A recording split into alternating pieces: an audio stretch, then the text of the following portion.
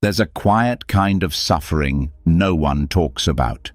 The pain of always feeling like something's missing, like you're not doing enough, like you are not enough. No matter how many goals you reach, how many people love you, or how good your life might look, there's still that heavy voice inside that whispers, "You're not quite there yet." It shows up in the silence after an argument, in the mirror when no one's looking, in the middle of the night when the world is asleep, but your mind won't shut off. You start asking questions you're too scared to say out loud. Why am I not happy? Why do I feel so behind? When will I finally be enough?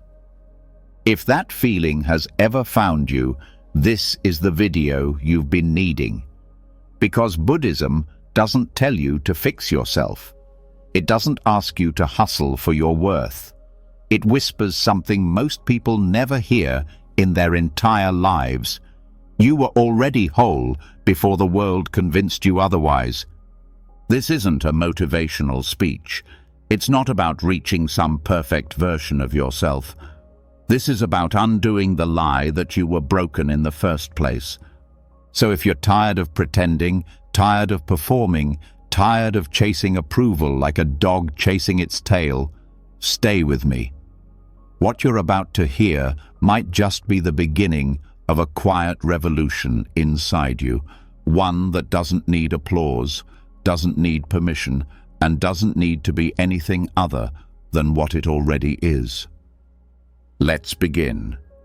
And now that you're here, really here, let's begin with the first wound that hides behind most of our exhaustion, our need to be seen, to be praised, to be told we're good enough. It's one of the heaviest chains a person can carry, and the strange part is most don't even know they're wearing it. They wake up with it, eat with it, fall asleep with it. It slips into every thought, every decision, every interaction. But Buddhism teaches something radically different, something quieter, something that doesn't shout over the noise, but dissolves it. Let's talk about the silence that doesn't need praise. There's a kind of silence that isn't empty. It doesn't ache with loneliness or buzz with awkwardness. It isn't waiting to be filled. It isn't a punishment. This silence is full. It holds peace. It holds truth. And in Buddhism, it is in this kind of silence that self-worth is found, not the loud, clapping kind of worth that comes from approval, but the kind that simply is, without conditions. Most people live like performers in a play that never ends, always trying to earn applause from someone, parents, friends, strangers, even themselves. They shape their lives into something applause-worthy. They collect compliments like a starving person collecting breadcrumbs. But the hunger never ends. That's the tragedy. No matter how loud the applause gets, it fades. It always fades. Then comes the fear. Will they still love me if I don't keep performing? Will I still matter if I'm not impressive today? But a monk sitting under a tree with nothing but his breath and the wind knows something different. He knows the applause was never the source of peace. That validation is a sugar high. That true nourishment doesn't come from outside. It rises from silence, and not just any silence, silence without need. In Buddhist practice, this is trained gently but firmly. Through meditation, through mindfulness, through rituals stripped of performance. When you sit with your breath, no one is clapping, no one is watching. There's no gold medal at the end, just you and the moment. And that is the point. Buddhism slowly weans the heart off its addiction to praise, not by punishing it, but by showing it something better. Think about it. The Buddha attained enlightenment alone, under a tree, with no one to witness the moment. No camera, no audience, no celebration, just stillness. And yet, that stillness changed the course of history. The wisdom that arose from it has touched millions. But it wasn't born from fanfare. It was born from surrender, from letting go of the need to be seen as wise and simply being present enough to see clearly. This is hard for the modern mind to understand. We live in a time where everything is measured. Likes, views, praise, applause, grades, promotions. It becomes easy to believe that if others don't praise us, then we must not be doing enough. We must not be enough. But that belief is exactly what breaks us.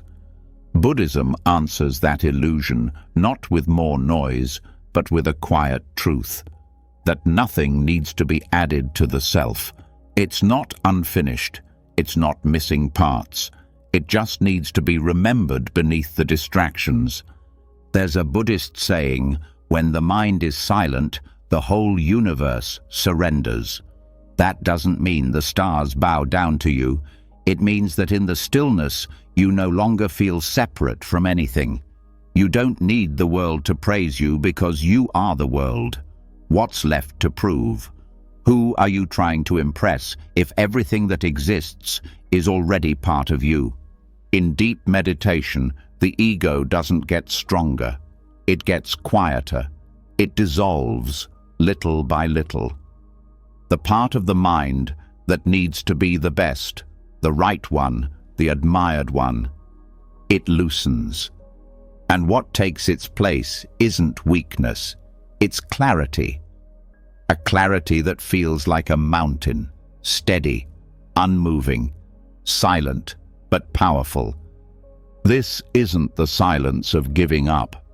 It's not hiding. It's not apathy. It's peace that no longer needs to be earned. And it scares people because it can't be controlled. You can't manipulate someone who doesn't need your approval.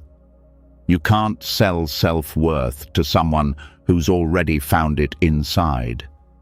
That's why the world pushes so hard, because true peace is dangerous to those who profit from insecurity. Monks are often seen as calm, almost untouchable. But that calm didn't come from a perfect life. It came from learning how to stop chasing the applause that was never real to begin with. It came from letting silence speak louder than achievement, from allowing stillness to matter more than recognition. Think about a child playing alone, totally absorbed in their game, not caring who's watching. That's the natural state of enoughness. It gets buried, but it never dies. Buddhist practice is not about becoming something new. It's about returning, unlearning, peeling off the layers of false value until what's left is simple, quiet, undeniable. Self-worth that's built on praise will always crack. It's made of glass. It shatters the moment someone disapproves or ignores or forgets. But self-worth that grows in silence, unseen, unpraised, is made of something stronger. It bends, it weathers storms, but it never breaks. In many monasteries, novice monks sweep the floor every morning, not for praise, not for status, but as a lesson. The dust always returns. The praise always fades. The ego always creeps back in. So, sweep again, not to impress, just to stay clean, just to stay present. That's what makes the silence so powerful. It has nothing to prove. It just is. There's a quiet moment during walking meditation when everything stops mattering. The right pace, the perfect form, the expected result, all gone. Just steps, just the sound of feet touching ground. That's it. And in that, the mind finally learns nothing needs to be added, nothing needs to be fixed. Peace isn't something earned by effort. It's found in the absence of needing effort. When monks chant, they often chant in Pali, a language no one understands anymore.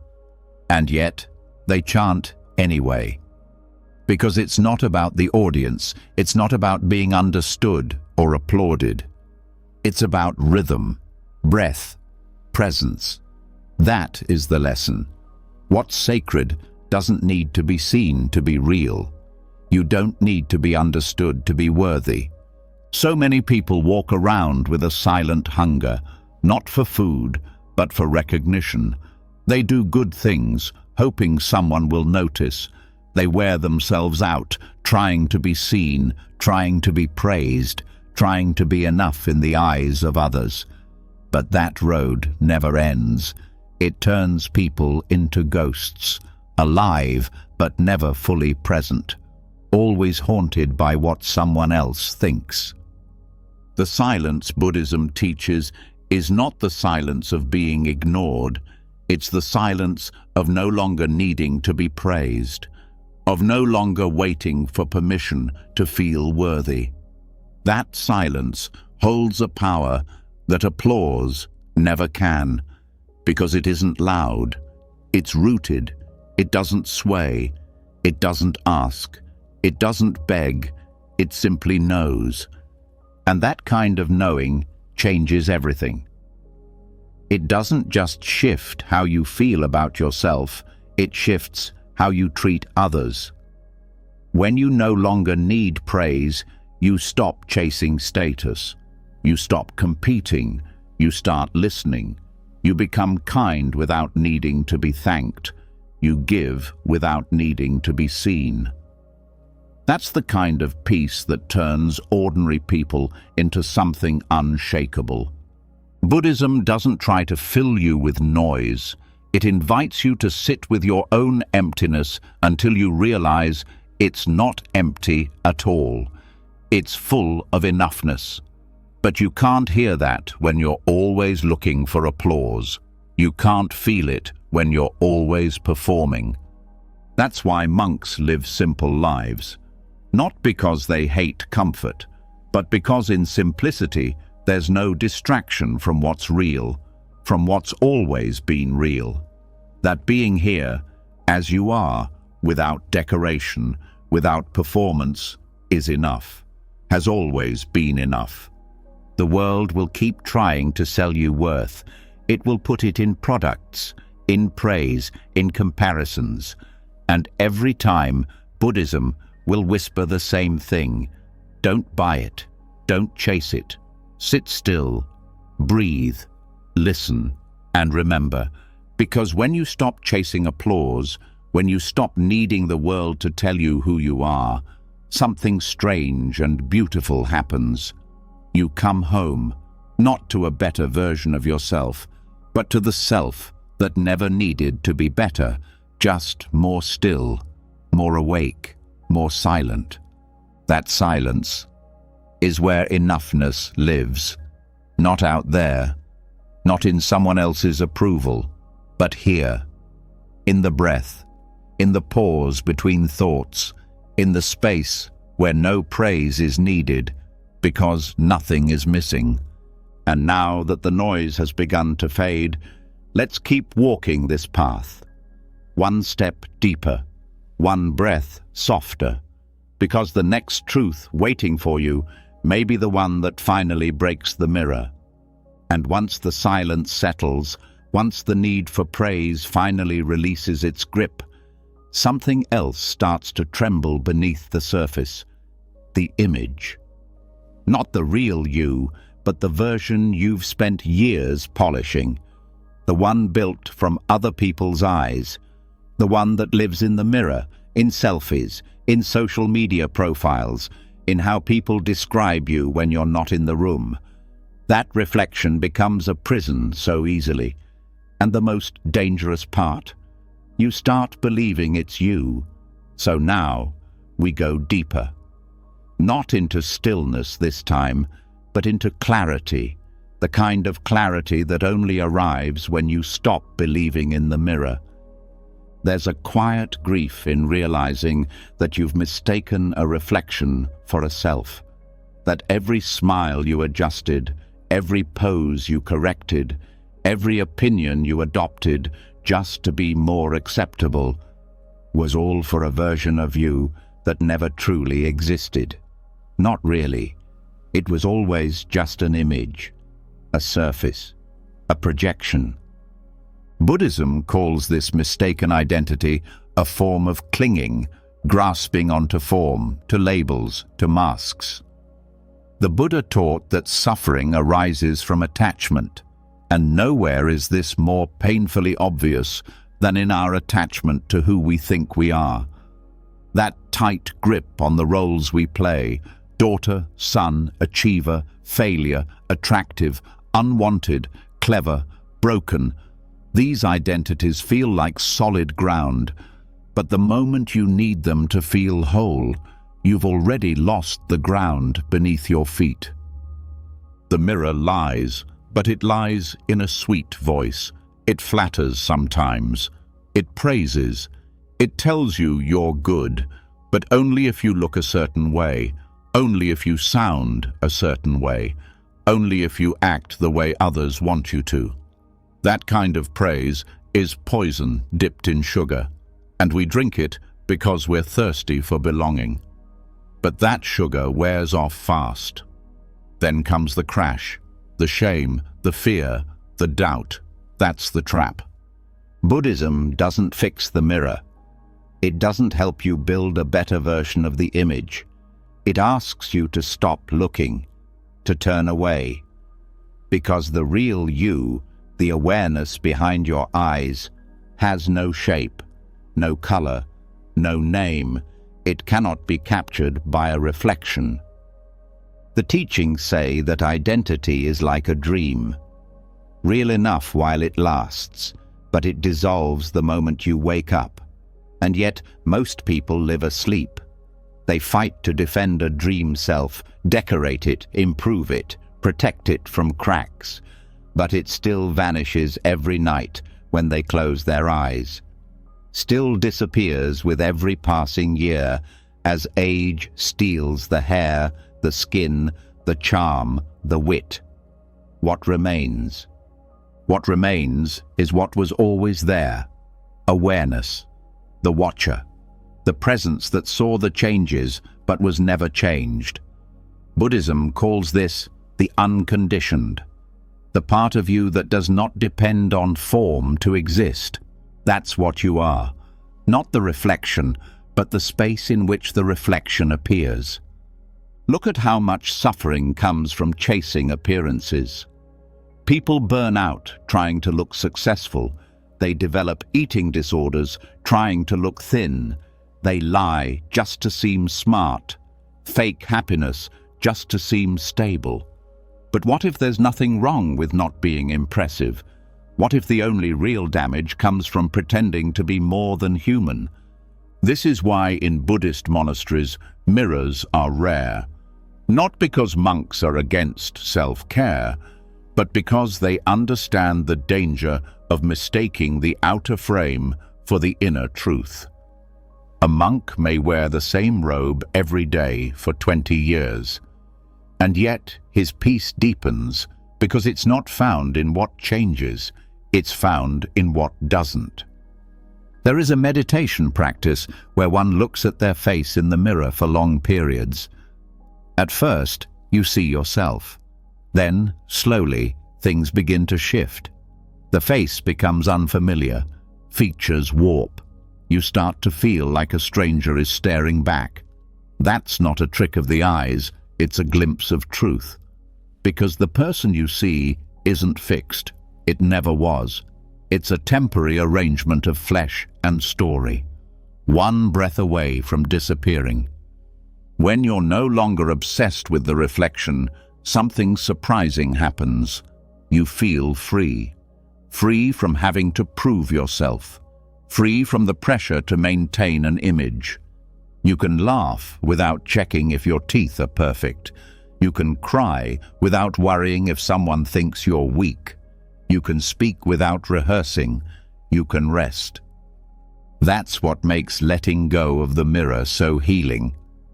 It's not just about physical appearance, it's about every form of performance, every attempt to control how others see you. Because the moment you try to control that, you've given them power over your peace, and that power is too sacred to give away. A Buddhist master once said, "The true face is the one you had before your parents were born." That sounds strange until you feel it. It means the essence of you existed before the world handed you a name, a gender, a role, a story. You existed before the costume, before the mirrors, and you'll exist after them too. In the Zen tradition, there's a saying, "When you meet the Buddha on the road, kill him." It shocks people, but it's not literal. It means that even the idea of the perfect being is a trap. If you think you need to become the Buddha by copying the image of one, you've missed the point.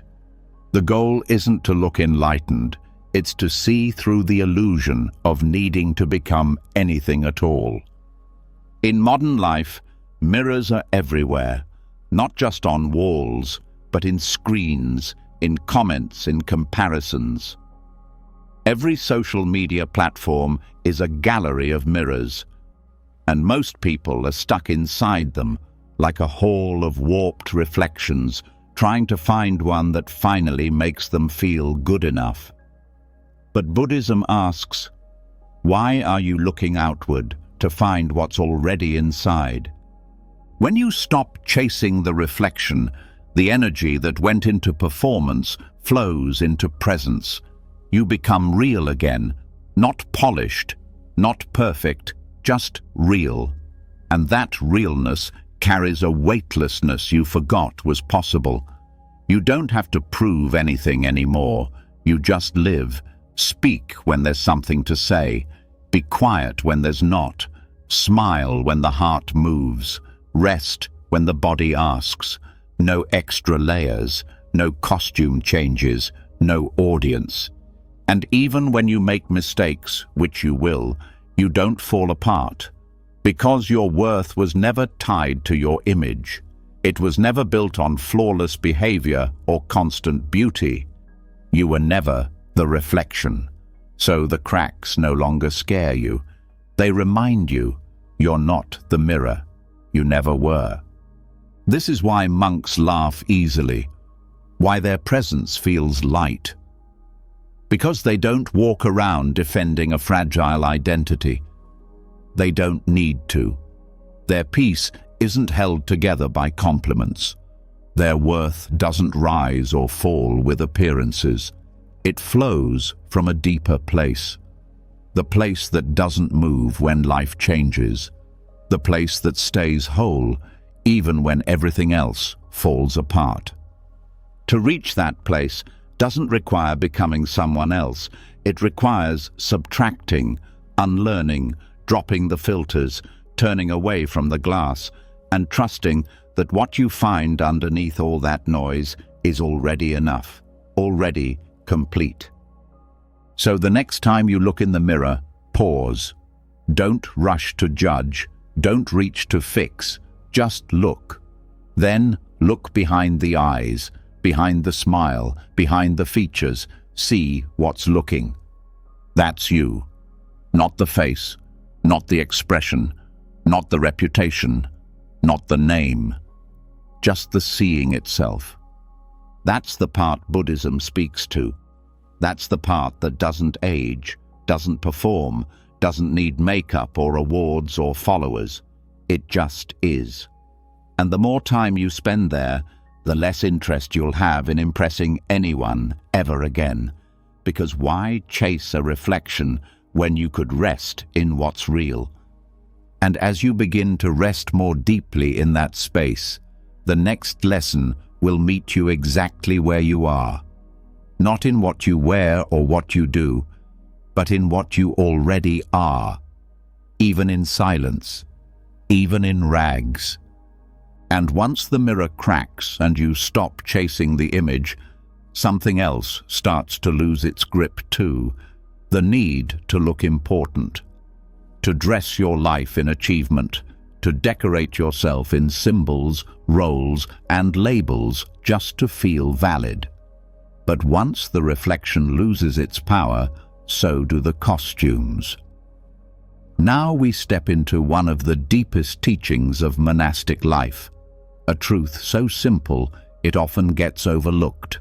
What you wear, what title you carry, what others call you, it never made you more worthy.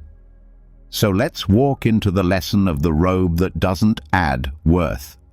In Buddhist monasteries across the world, robes are the same color, same shape, same texture. Senior monks and beginners wear nearly the same thing. There's no glitter, no gold embroidery to say, this one is holier. The robe doesn't make the monk, the silence does, the humility does, the practice does. And even those are not about status, they're about returning. But in the outside world, things work differently. People wear power, they wear wealth, they wear respectability, and often they believe it. A job title becomes the new name. A designer label becomes proof of importance. A degree becomes identity. But this is just a more expensive costume, different from childhood dress-up games, only in price. Still just fabric. Monastic tradition teaches this through simplicity. When a monk receives a robe, it's not to elevate them, it's to strip down what no longer serves. In fact, some monasteries dye old funeral shrouds to make new robes, literally taking symbols of death and turning them into the clothing of awakening. It's not morbid, it's clarity, because what you wear to cover your body cannot cover your truth, and it certainly cannot add to it. You were not born with a name tag, or a bank account, or a resume. You were born as being, breathing, pure awareness. Then came the world, and the world brought its uniforms. It said, put this on and people will like you more. Put that on and you'll be respected. Wear this and you'll matter. So you did. And sometimes it worked, until it didn't, because the robe doesn't last. And when it fades, people panic. Who am I now that I've lost the job, the partner, the title, the youth? That fear comes from forgetting the robe was never you. You never needed it. The value was never in the cloth. It was in the person under it. The same is true for any role. Being called doctor doesn't make a heart wise. Wearing a priest's collar doesn't guarantee compassion. Even the Buddha rejected worship when people tried to deify him. He said, I am awake, not I am above you.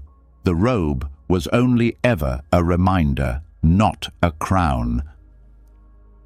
This is why some monks sweep leaves, why they cook, why they clean toilets, to remind themselves that their worth is not in status, not in how high they sit during ceremony, not in how many students they teach. It's in how empty they've become of ego, how little they cling to being special.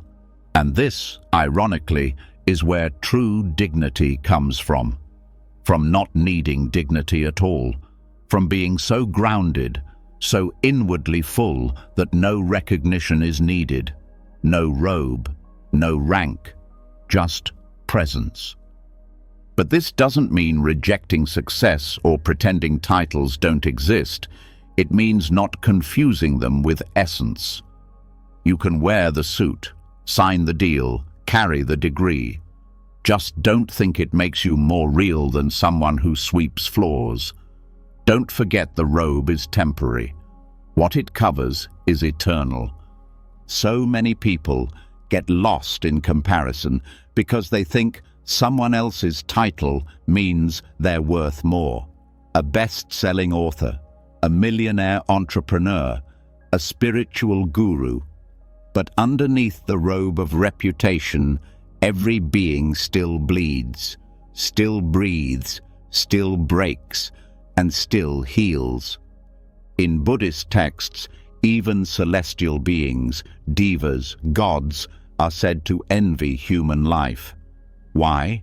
Because only in human form can awakening happen, not as a king, not as a god, as a human, with skin that ages, with roles that fade.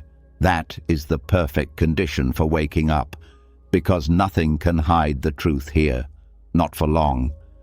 In the Theravada tradition, there is a practice called tudong, where monks leave the monastery and wander with nothing but their robes and a bowl. They rely on generosity to survive, not because they can't work, but because the practice forces them to drop pride, to stop thinking, "I am someone." They walk, they eat what's given, they sleep under trees, and in that stripping down, something powerful happens. The person who thought they were a title disappears. What remains is presence. This lesson is not only for monks, it's for anyone who's ever felt invisible without their job, unlovable without their looks, forgotten without their label. Buddhism teaches that freedom begins where roles end. Not because you must abandon your life, but because you stop mistaking it for who you are. There's a saying in Zen, "Before enlightenment, chop wood, carry water. After enlightenment, chop wood, carry water." Nothing changes, and yet everything does, because now you're not chopping wood as someone trying to prove worth. You're just chopping wood, just living, not for a title, not for praise, not to be called holy or smart or successful, just because it's what's needed. When you live like that, life becomes lighter. You don't panic when someone forgets your name. You don't need applause to sleep well. You can do something kind without posting about it. You can fail without collapsing, because you've stopped building your identity on something that can be taken away. Even your spiritual path can become a robe, a disguise. If you think being a spiritual person makes you better, more enlightened, more pure, you've just swapped one costume for another. Buddhism warns against this too. It says, the highest state is the simplest, when nothing needs to be added, not even spiritual ego.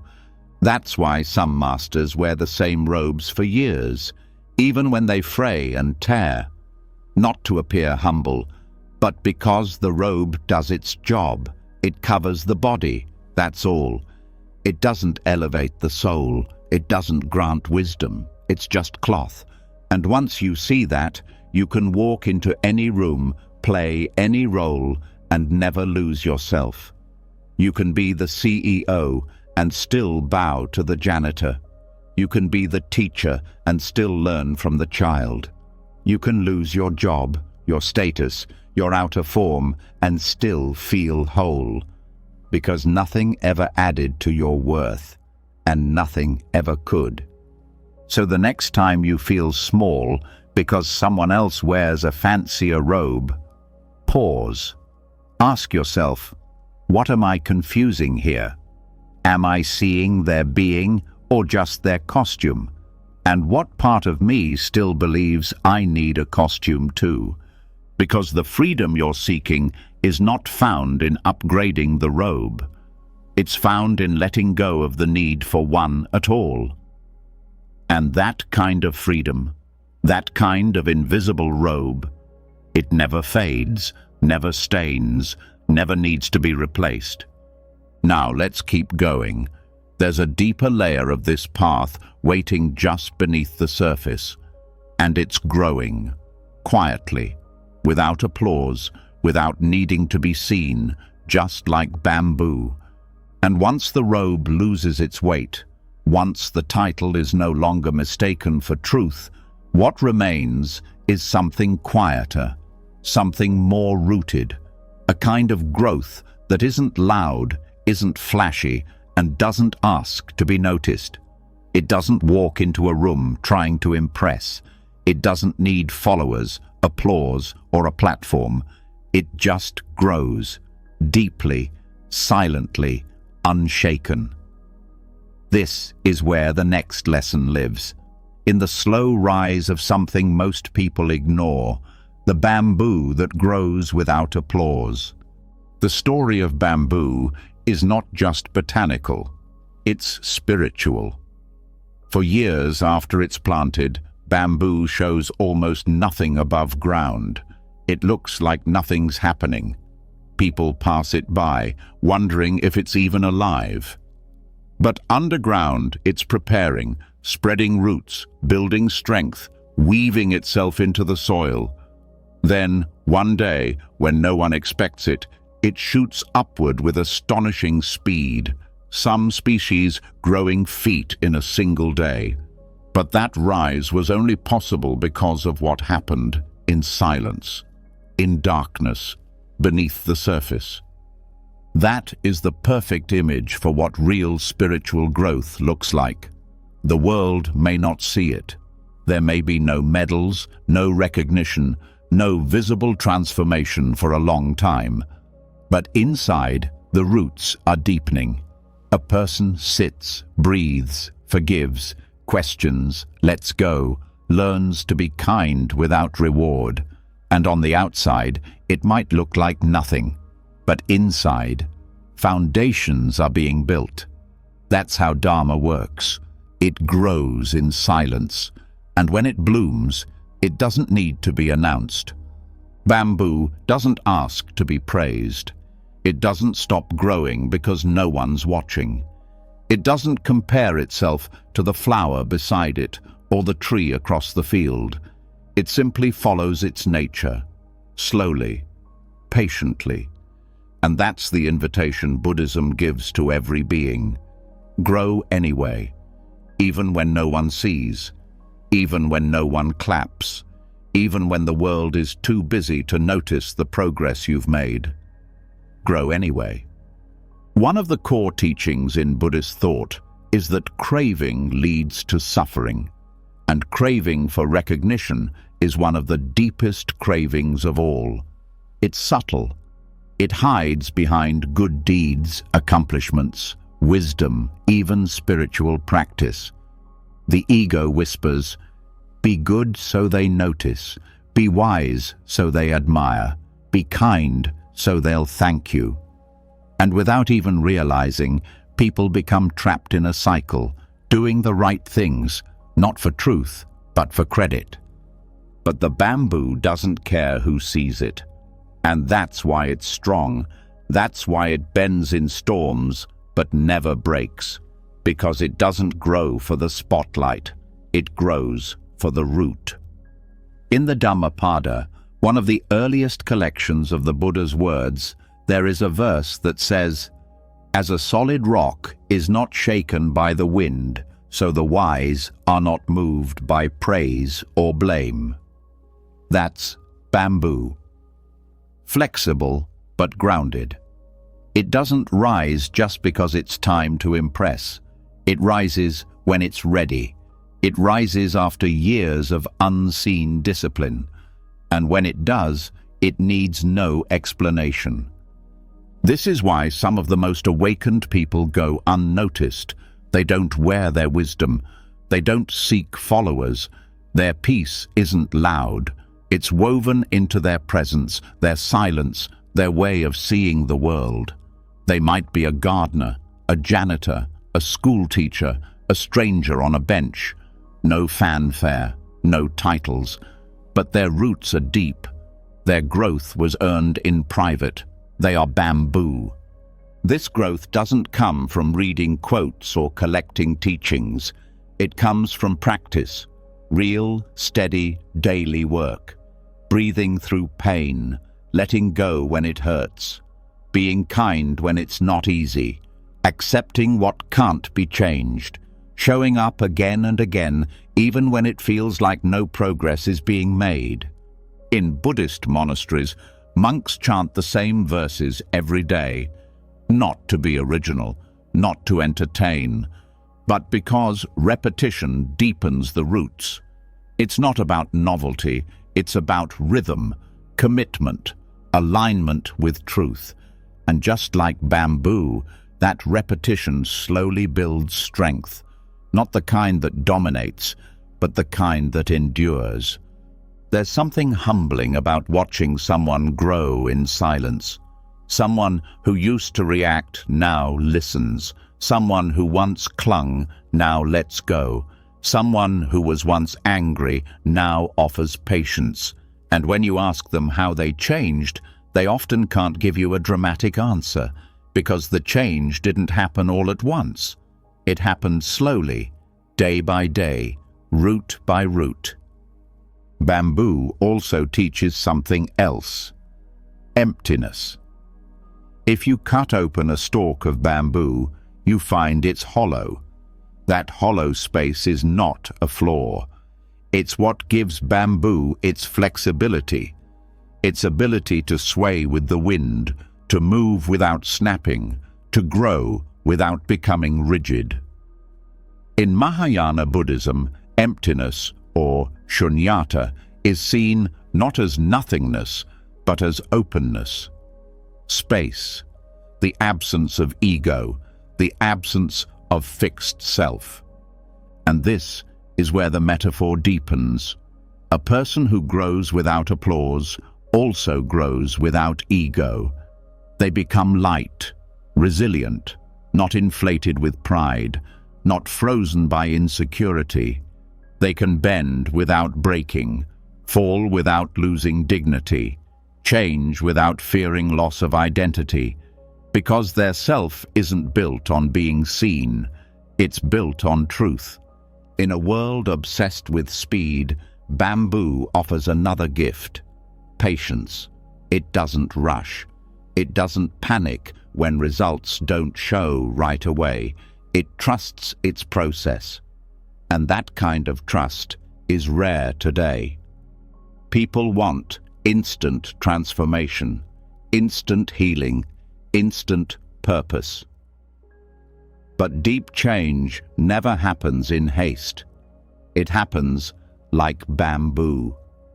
Slowly, quietly, hidden until it's strong enough to rise. That kind of growth won't go viral. It won't get a standing ovation, but it will change your life. It will build a foundation inside you that no criticism can shake, no failure can erase, no loss can destroy, because it was never built for anyone else.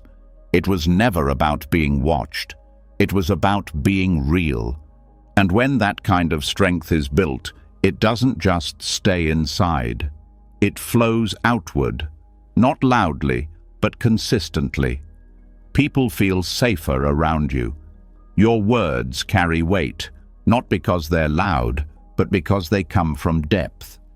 You don't need to convince anyone anymore. You simply are. That's enough. There's a saying in Zen, "Let your actions be silent teachings." That's bamboo. No big speeches, no billboards, just presence, just being. And slowly, others around you begin to shift, not because you told them to, but because your quiet strength reminded them of their own. This is the invitation Buddhism gives. Grow without noise. Cultivate depth without needing display. Let your roots be deeper than your branches are visible.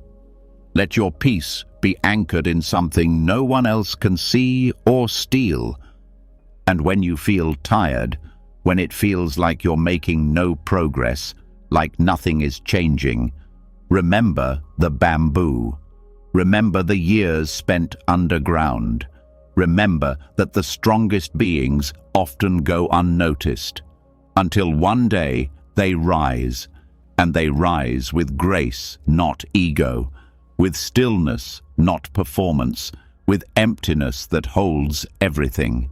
So keep going, keep practicing, keep growing in silence, because the Dharma isn't a spotlight, it's a seed, and the most beautiful lives don't bloom for the applause. They bloom because they were always meant to. And once the bamboo has risen, silent and steady, something deeper begins to loosen, an old shadow carried by almost everyone. The belief that mistakes define a person, that the past holds permanent weight, that certain choices, certain regrets, are too heavy to ever fully leave behind. But Buddhism teaches otherwise. It teaches that the weight is not in the past, it's in the clinging to it. Now we step into one of the most misunderstood truths of the path. You are not the karma you were given. There's a pain that doesn't scream, but it shapes lives. The pain of believing that what's been done to you or by you seals your fate. Some carry shame for years, thinking it proves they are honest. Others carry guilt like it's a badge of maturity. Some hold resentment as if it keeps them safe. And all of it, every drop, becomes a story about who they are. But early Buddhist teachings show something completely different. Karma is not identity. Karma is action, not punishment, not destiny, not a tattoo burned into your soul. Karma is choice, unfolding moment by moment, and most importantly, karma can change. This changes everything, because it means that what you've done or what's been done to you does not make you unworthy. It doesn't stain your soul. It doesn't decide who you are forever. You may have carried it like a scar, repeated it like a story, feared it like a curse. But that story can stop. Not by erasing the past, but by waking up in the present. The Pali word karma literally means action. Not result, not punishment, not fate, action. The Buddha taught that every moment of awareness is a new beginning, a new direction.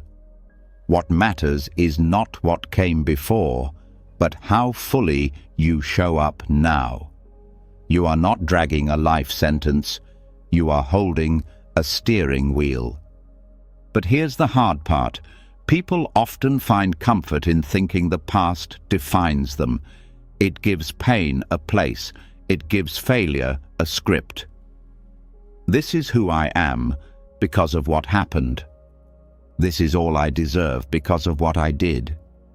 The identity becomes heavy, but it also becomes familiar. And Buddhism gently, persistently breaks that illusion apart. You are not your memories. You are not your worst day. You are not the harm others projected onto you. You are not the harm you once caused in ignorance. You are the awareness seeing it all now.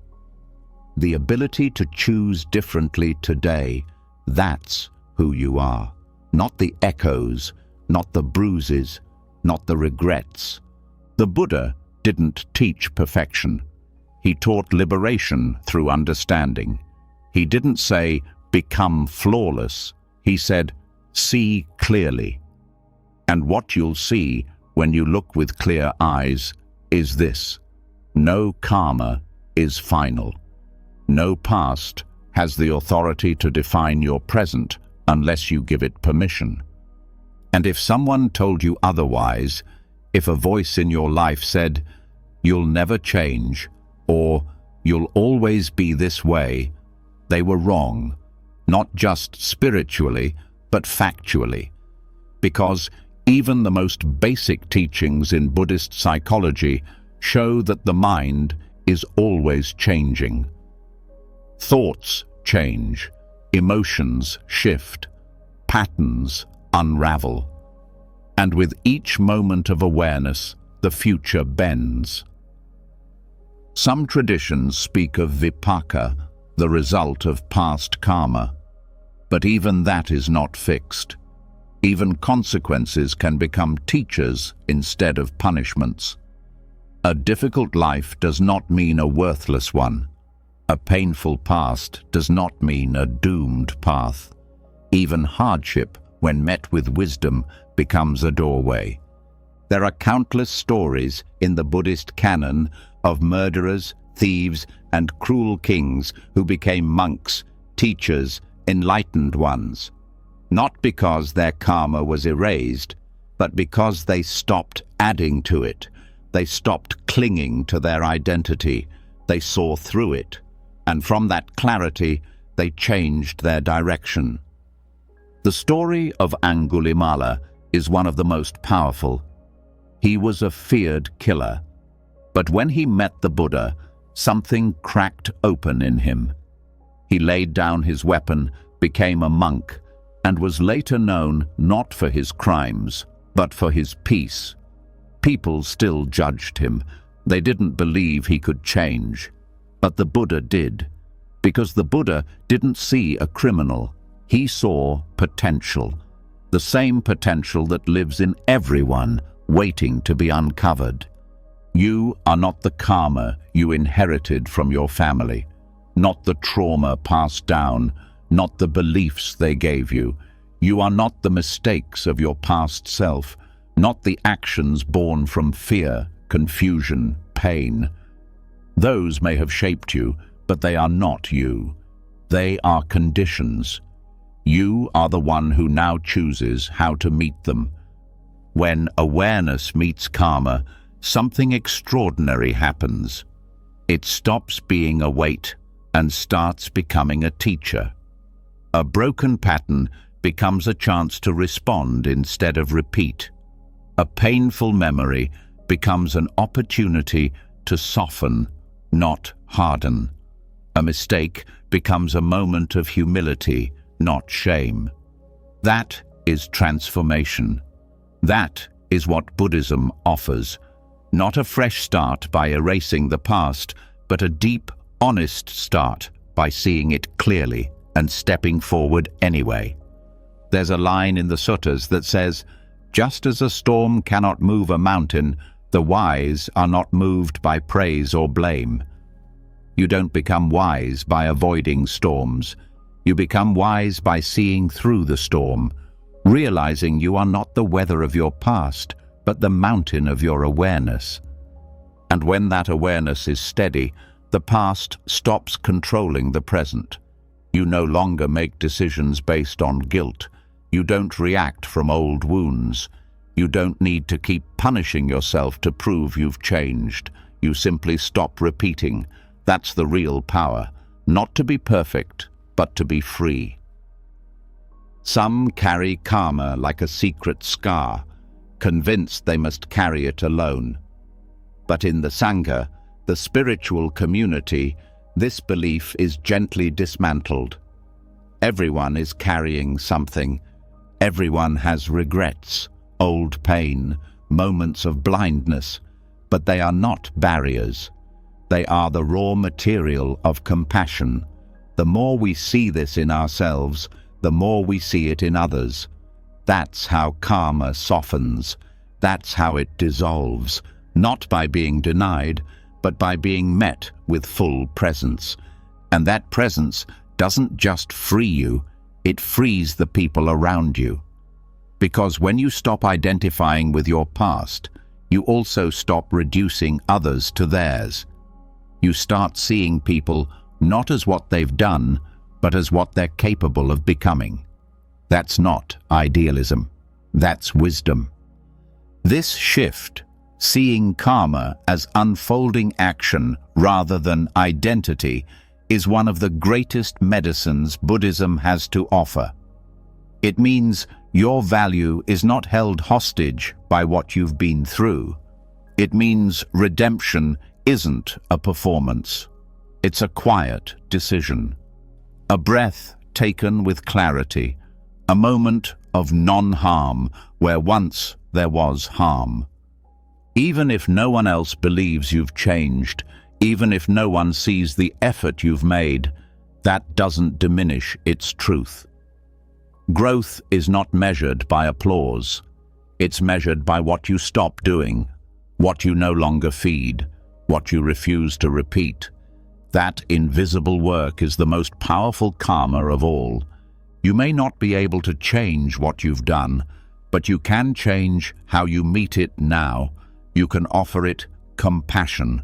You can use it as fuel for tenderness. You can use it to guide others. That's how karma becomes a path, not a prison. So the next time shame rises like a wave, trying to convince you you're unworthy, pause, feel it, bow to it. Then let it pass. Don't argue, don't believe it. Just return to the breath, the now, the stillness that no past can touch. Because you are not the karma you were given. You are not the labels others placed on you. You are not the echo of yesterday. You are the silence noticing it, the awareness that has always been free but forgot. The moment you remember, the moment you stop feeding the story, everything changes. And now that this weight has been lifted, now that the past has loosened its grip, we move to an even subtler truth. The body, the breath, the present form of you, it does not need to be improved. It is already enough. The breath itself, as it is right now, is already whole. And when the grip of the past loosens, when the weight of karma no longer defines your value, what remains is something shockingly simple. The breath, not a concept, not a metaphor, just the quiet, ordinary rhythm keeping you alive. The very thing you've done every moment since birth, often unnoticed, often judged, often interfered with. And now it comes into focus, not as something to fix, but as something to trust. This is where we meet the truth behind it all, the breath that needs no improvement. There is a soft wisdom in the breath that people spend their whole lives trying to find in louder places. But the breath never once asked for praise, never demanded your attention. It just kept going, through joy, through heartbreak, through shame, through awakening. It was there before you knew what self-worth meant, and it will be there when all your concepts fall apart. And what's most miraculous, it never asked you to change it, not once. In Buddhist practice, the breath is sacred, not because it's special, but because it's always here. It doesn't need to be edited. It doesn't need to be spiritualized. It only needs to be seen, felt, trusted.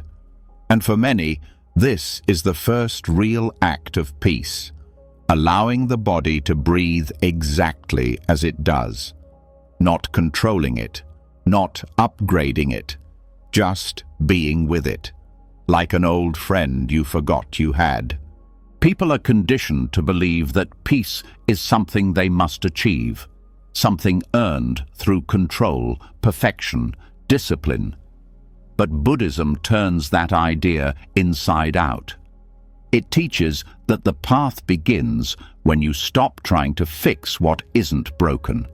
When you sit still, notice the inhale, the exhale, and finally, let it be enough.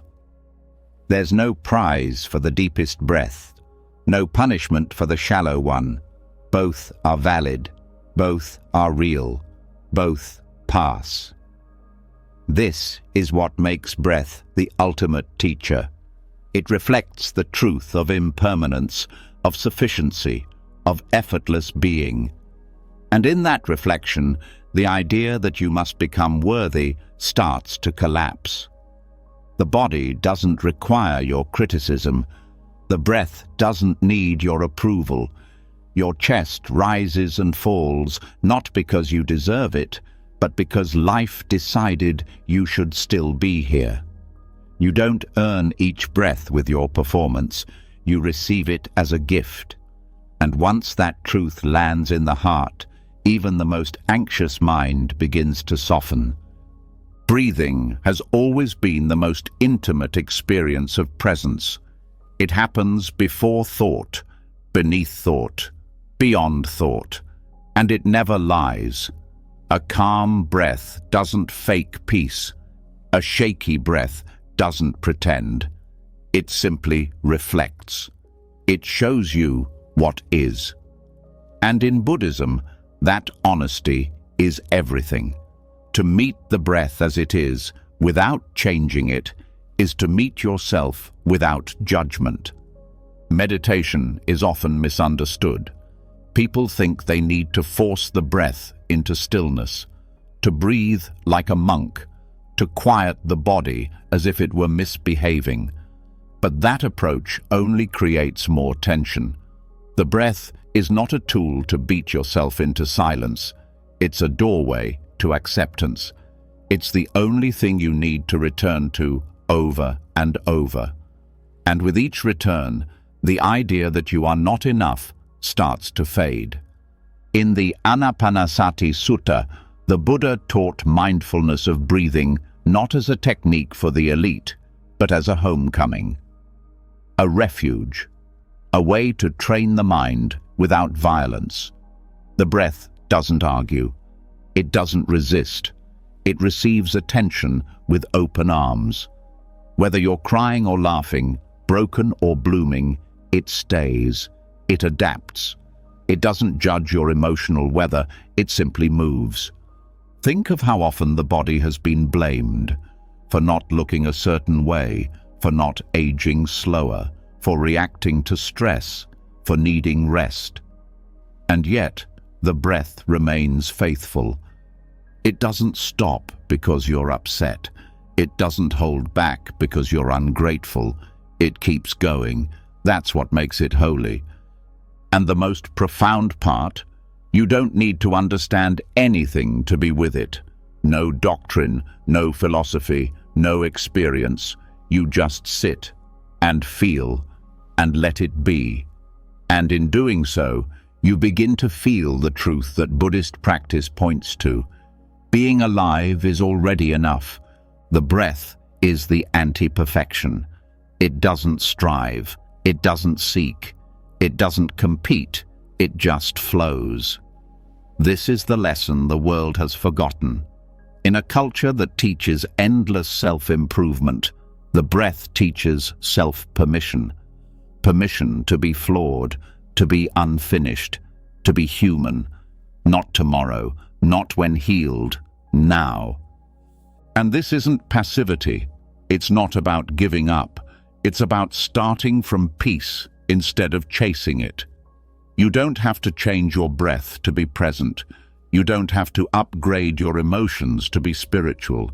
You just have to return, again and again. And in that return, the war inside ends.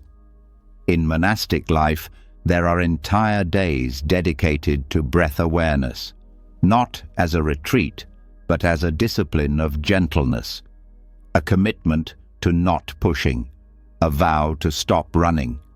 And in that space, monks discover something revolutionary. The body is not an obstacle, it's a teacher, not because it's perfect, but because it's alive. Every exhale is a letting go. Every inhale is a receiving. Nothing is hoarded. Nothing is forced. That's what makes the breath a model of generosity, a model of trust. It gives and releases with no resistance. And slowly, by watching it, the heart begins to learn how to do the same. You don't need to fix your breath before it can heal you. You don't need to control it for it to guide you.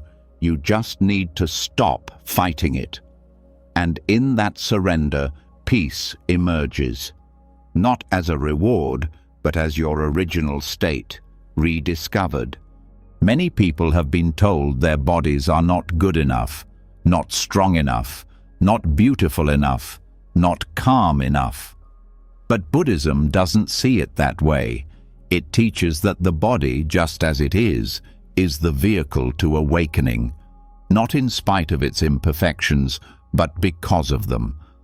The breath reminds you that life is not a performance. It's a rhythm.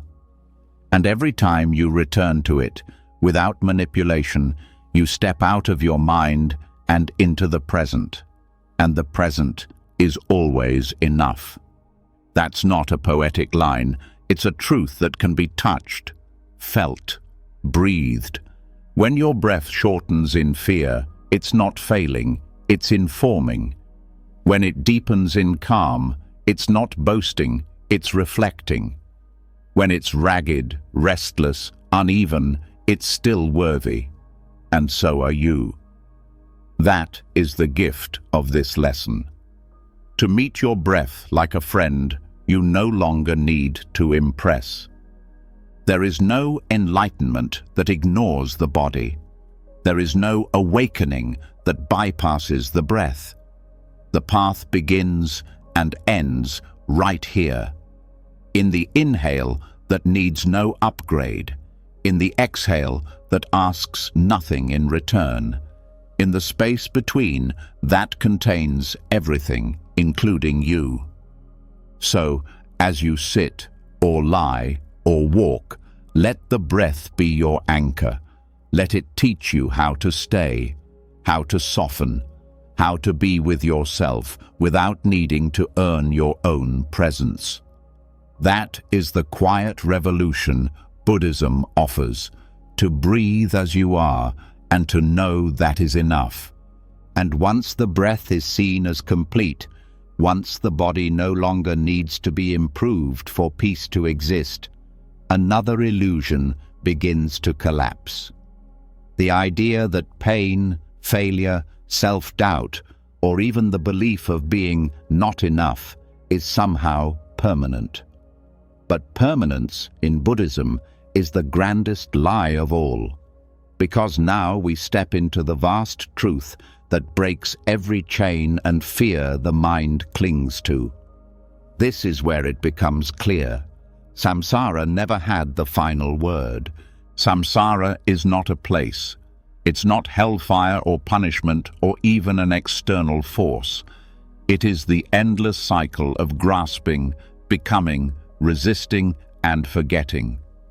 The constant birth and death of moods, identities, dreams, and wounds. It is the loop of believing that what hurts now will always hurt. That who we are in our lowest moment is who we must always be. And this illusion is not just exhausting, it's cruel. But the moment it's seen clearly, the entire shape of life begins to shift. Buddhist cosmology is full of stories about beings rising and falling through realms, not because they are doomed, but because their minds change. One day a god, the next a hungry ghost, the next a human seeking truth. These aren't just fables, they are metaphors for what the mind does daily. You wake up joyful, collapse by noon, rise again by evening. Your sense of self dies and is reborn 1,000 times a week. And yet, somewhere inside, you still believe you're stuck. But you're not. Not in the feeling, not in the label, not in the version of yourself that once struggled to breathe through shame. Because no identity lasts, no suffering is eternal. No karma locks the doors forever. What keeps the wheel of samsara spinning is not fate, it's attachment. The refusal to let the moment pass, the clinging to what should be, the resistance to what is. And once that clinging is loosened, samsara loses its grip. This is why the Buddha didn't talk about fixing life. He talked about waking up from it, seeing it for what it is, a dream of permanence built on ever-shifting ground. The body changes, the mind changes, the seasons change. Even your worst habits shift with enough awareness. So why would not being enough, be the one thing that stays. The truth is, it never stayed.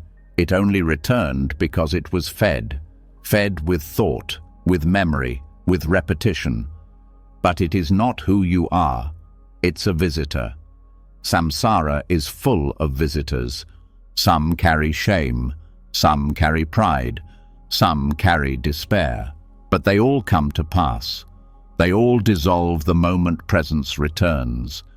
That's why, in Buddhist practice, nothing is labeled as forever. Even enlightenment is not seen as a fixed status. It is a living, breathing awareness that must be maintained. Just like breath, just like kindness, just like letting go. You don't arrive and stop. You remain awake by continuing to release. This is why the lie of not being enough can never be true, because it is based on a frozen image of yourself, and nothing in life is frozen. You've already changed since this sentence began. The mind moved, the breath shifted, awareness flickered. What you were 5 minutes ago no longer exists. That means you are not stuck. You never were. And that truth alone is liberating. The worst moment of your life is not your identity. The most broken version of you is not your core. They are pages in a story, not the final line. Samsara is a wheel, yes, but every wheel turns. Nothing stays at the bottom, not forever. When you believe you are trapped, it's not because the trap is real. It's because the mind has mistaken a passing state for a permanent prison. But states pass, emotions fade, stories change. You've seen this 1,000 times. One day you felt hopeless. Then someone said a kind word and something shifted. That's samsara cracking open. That's the illusion showing its weakness. You are not cursed. You are not broken beyond repair. You are experiencing impermanence dressed as identity. And the moment you see that clearly, the chains fall off. You stop asking, "Will I always be this way?" and start asking, "What is here now?" That's freedom, not escape, not perfection, presence. In some Buddhist stories, even Mara, the tempter, the deceiver, visits the Buddha long after enlightenment. But the Buddha doesn't run, he doesn't panic. He says, "I see you, Mara," and Mara leaves. That is how samsara ends, not by erasing pain, but by seeing it and no longer identifying with it. You don't need to wait for a future version of yourself to be free. The opportunity is here, in this breath, in this second, because the cycle only spins when you push it.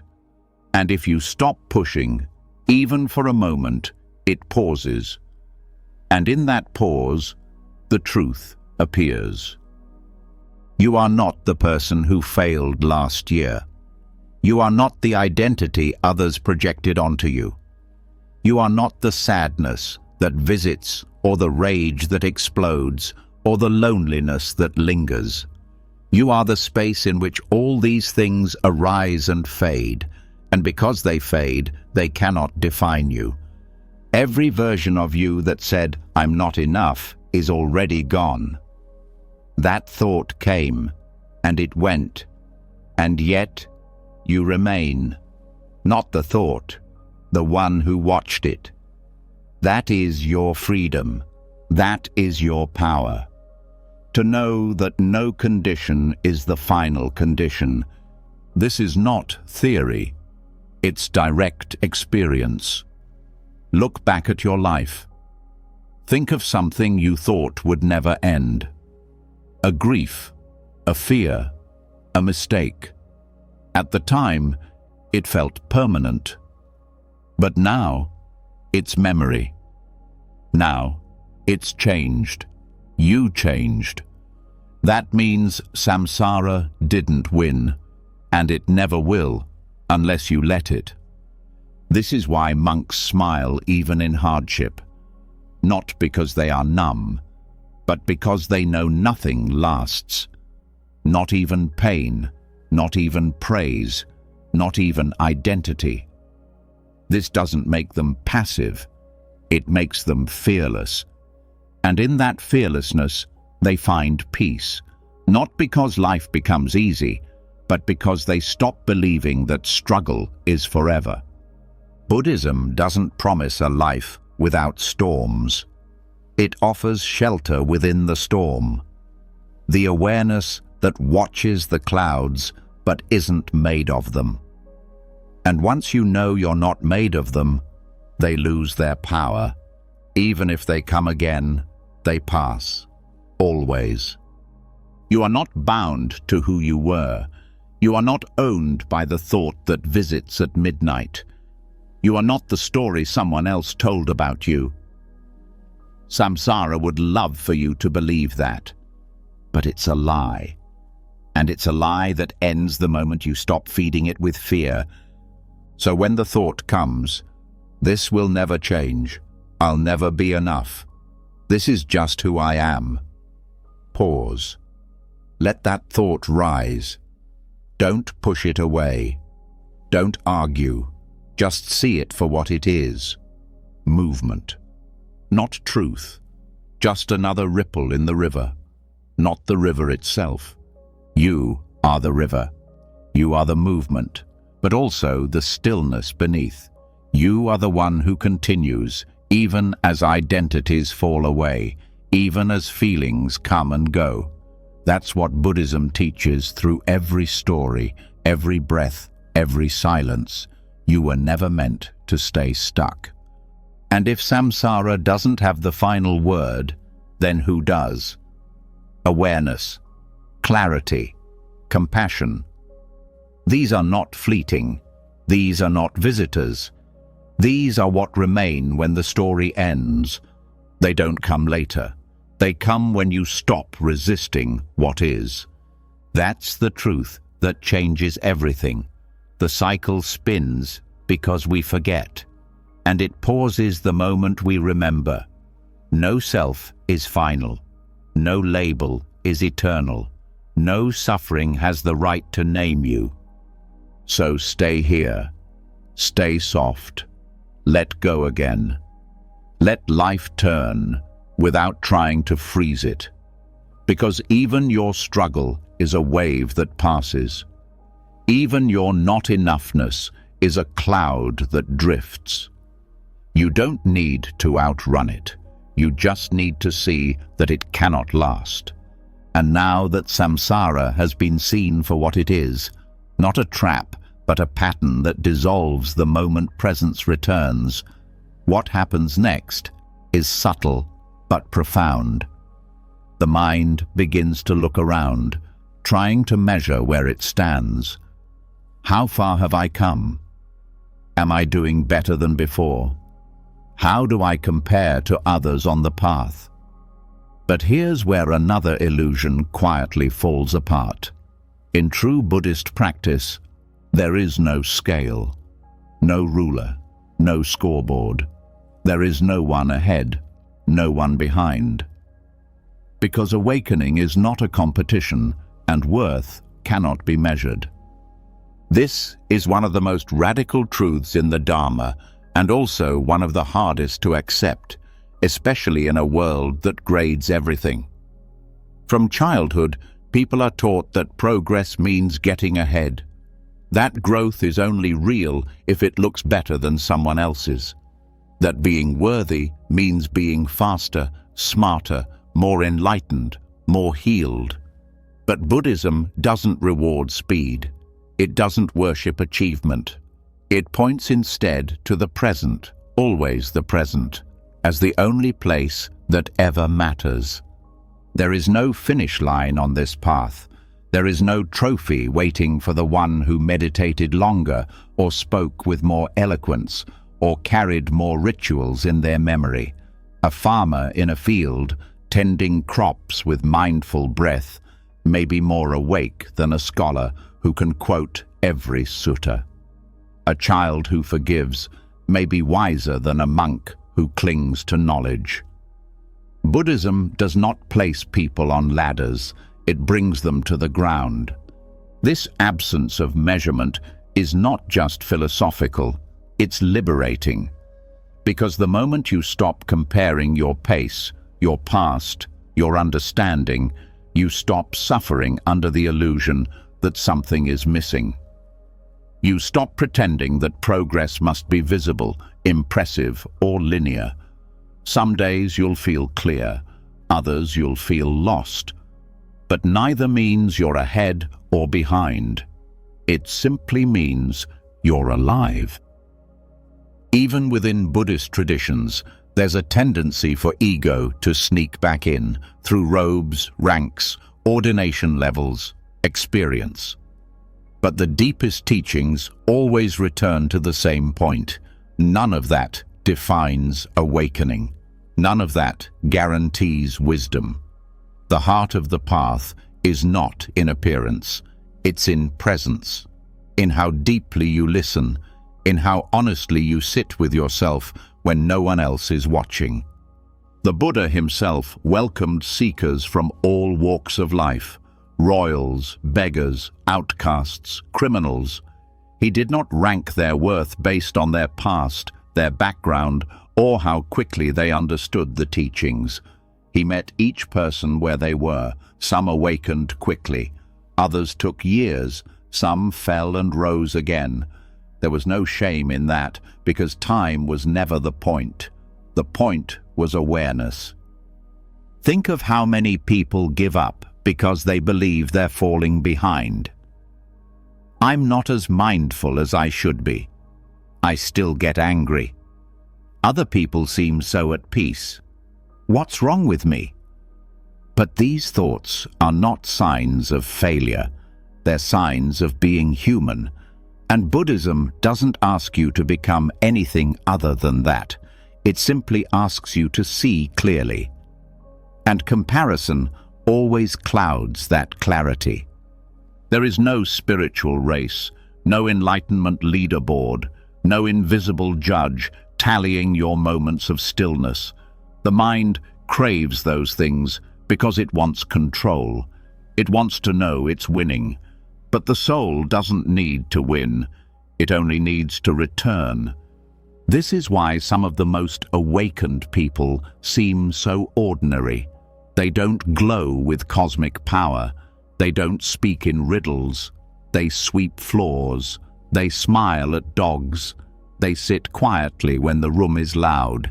They are not impressive in the way the world defines it, but their peace is contagious. And it's not because they've reached the top. It's because they stopped climbing. When measurement disappears, something else takes its place. Compassion. You no longer see others as competitors. You don't feel envious when someone else has a breakthrough. You don't feel superior when someone else struggles. You start to see every person as a mirror of yourself, on their own path, in their own time, and the pressure melts away. This is the gift of the Dharma, a path where value is not earned, it is revealed. Slowly, gently, without a ruler in sight. You're not here to be faster, you're here to be free. And that freedom begins the moment you let go of needing to be further than you are. Some practitioners progress quickly in one area but struggle in another. Some face emotional storms for years.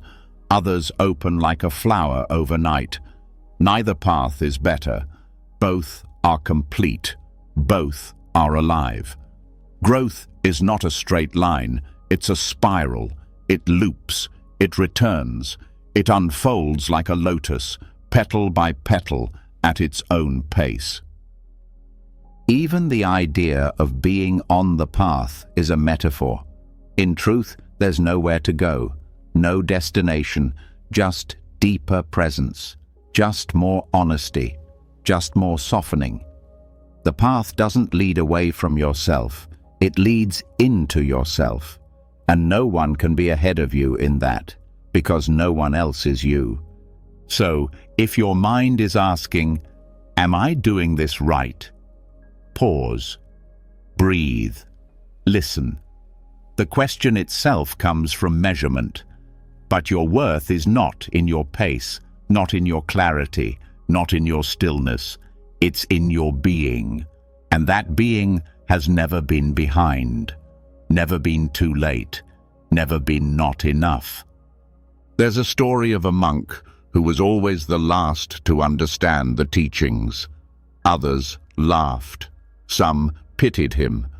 But one day, during a silent sitting, he simply bowed his head and wept.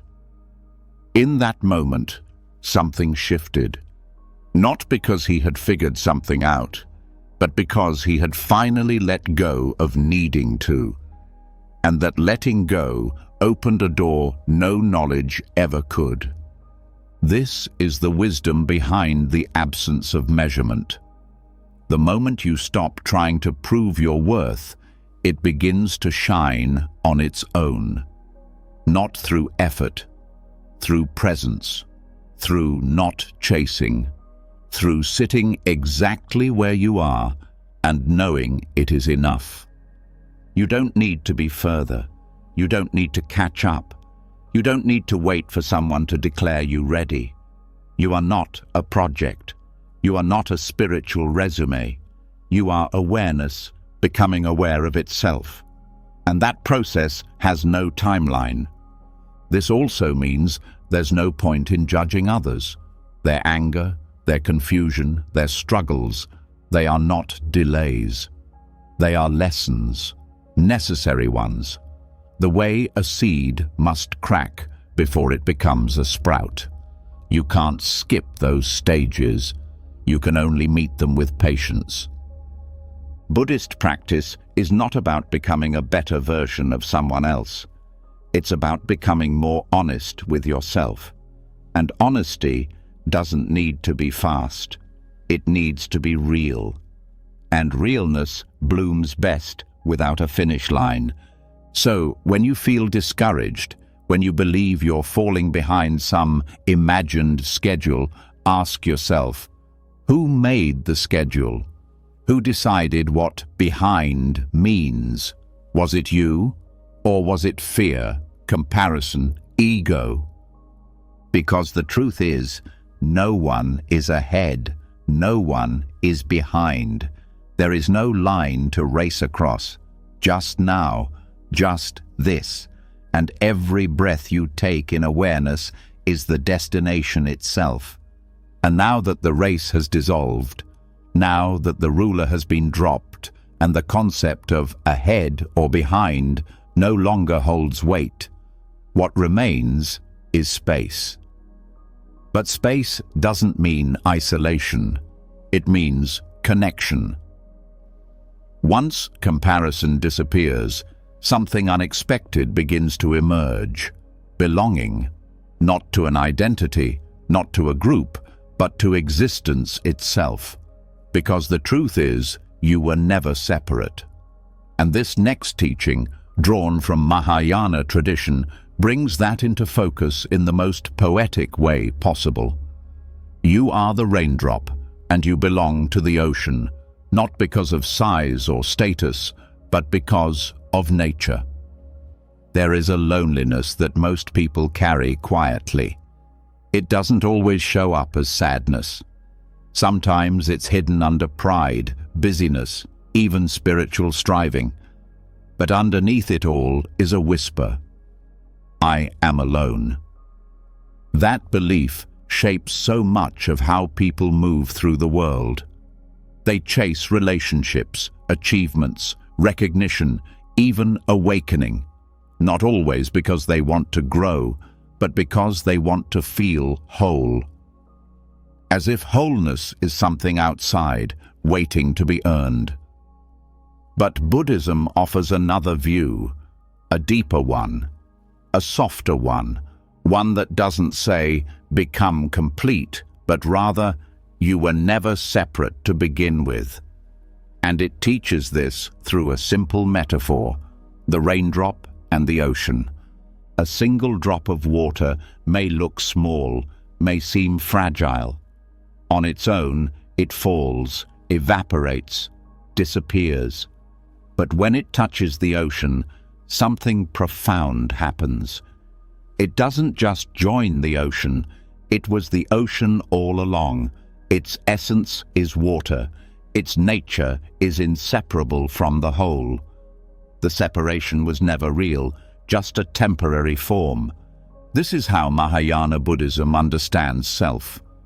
Not as a sealed container, but as a wave in a larger body.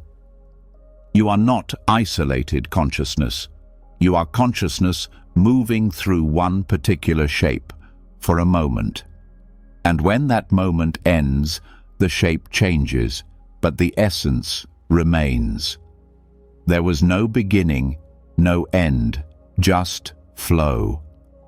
And that changes everything, because if separation was an illusion, then so is unworthiness, so is loneliness, so is the belief that you must earn your place in this world. The raindrop doesn't earn the ocean. It belongs because of what it is. In meditation, this is not just a concept. It's something that can be felt. There are moments when the boundary between self and other disappears, when the breath feels like the wind, when your sadness feels like the earth's grief, when someone else's joy stirs something in you as if it were your own. That's not imagination, that's remembrance, that's your original state peeking through. This is why compassion is so central in Mahayana teachings. Because when you no longer see yourself as separate, harming another becomes unthinkable. Their pain is not distant, their fear is not foreign. It echoes in your bones, and so kindness stops being a moral rule. It becomes the most natural thing in the world, like the ocean caring for its waves. The delusion of separation creates all kinds of suffering. It fuels comparison, jealousy, self-doubt, even hatred. But all of these collapse the moment unity is seen clearly, and it's not a philosophical unity. It's not a group identity. It's the felt sense that no part of life is disconnected from life.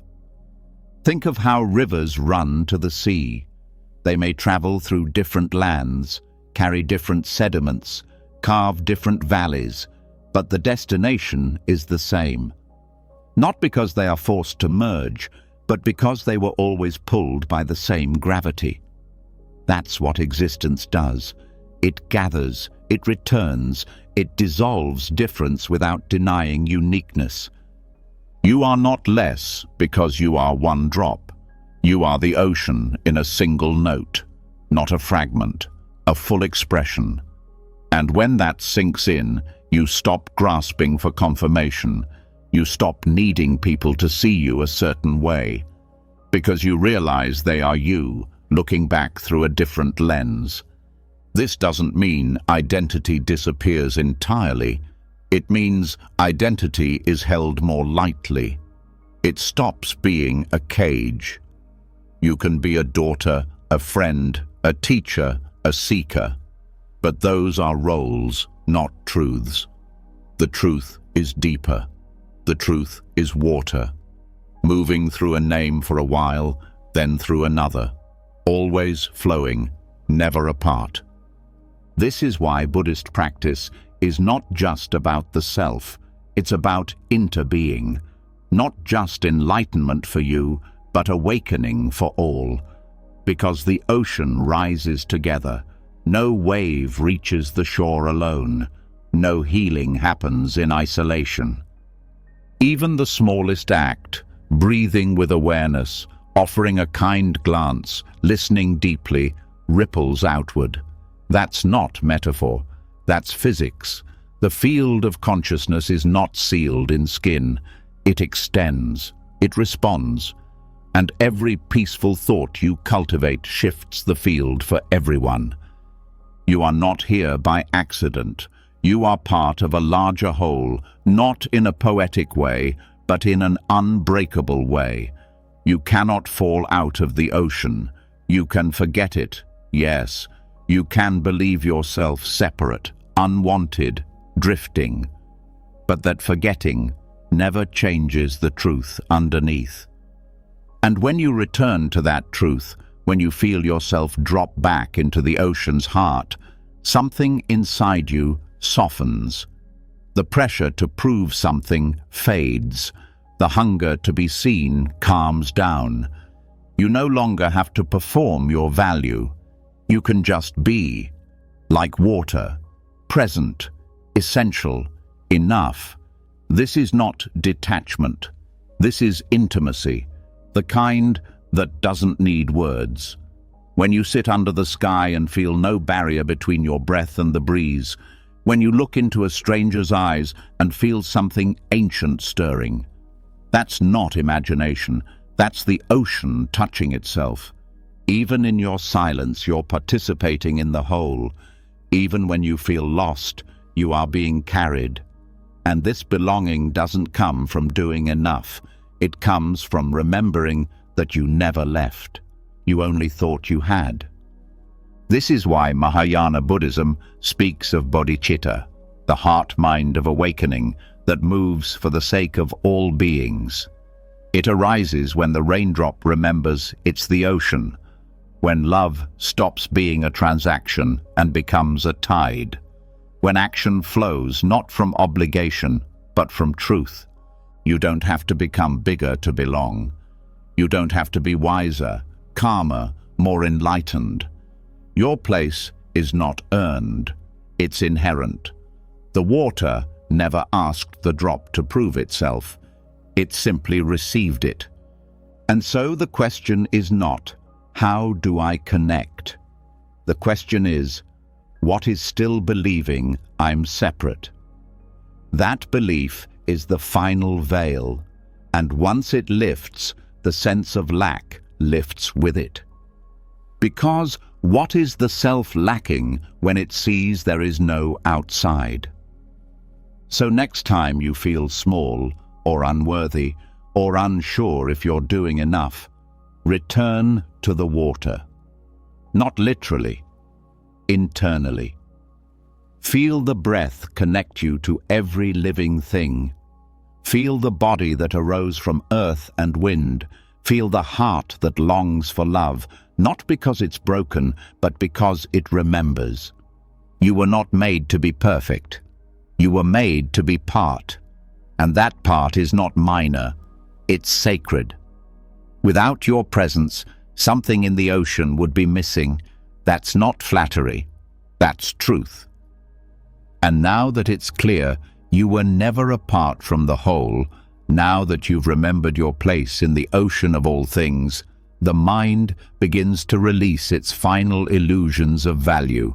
It no longer asks how big you are, how fast you've grown, how deeply you've been seen. Instead, a new kind of question arises. What am I still clinging to that keeps me from resting in this truth? And there is no better answer than the life of the Buddha himself. The awakened one who slept under trees, wore simple robes, and held nothing, yet lacked nothing. This is where real worth begins to shine, not in what you possess, but in what you no longer need. The Buddha had once been a prince. He had palaces, luxury, servants, fine food, silk sheets. He had every symbol of power the world could offer. And yet he walked away, not out of guilt or shame, but because he saw clearly that none of those things could protect him from sickness, old age, or death. None of them could stop the mind from suffering.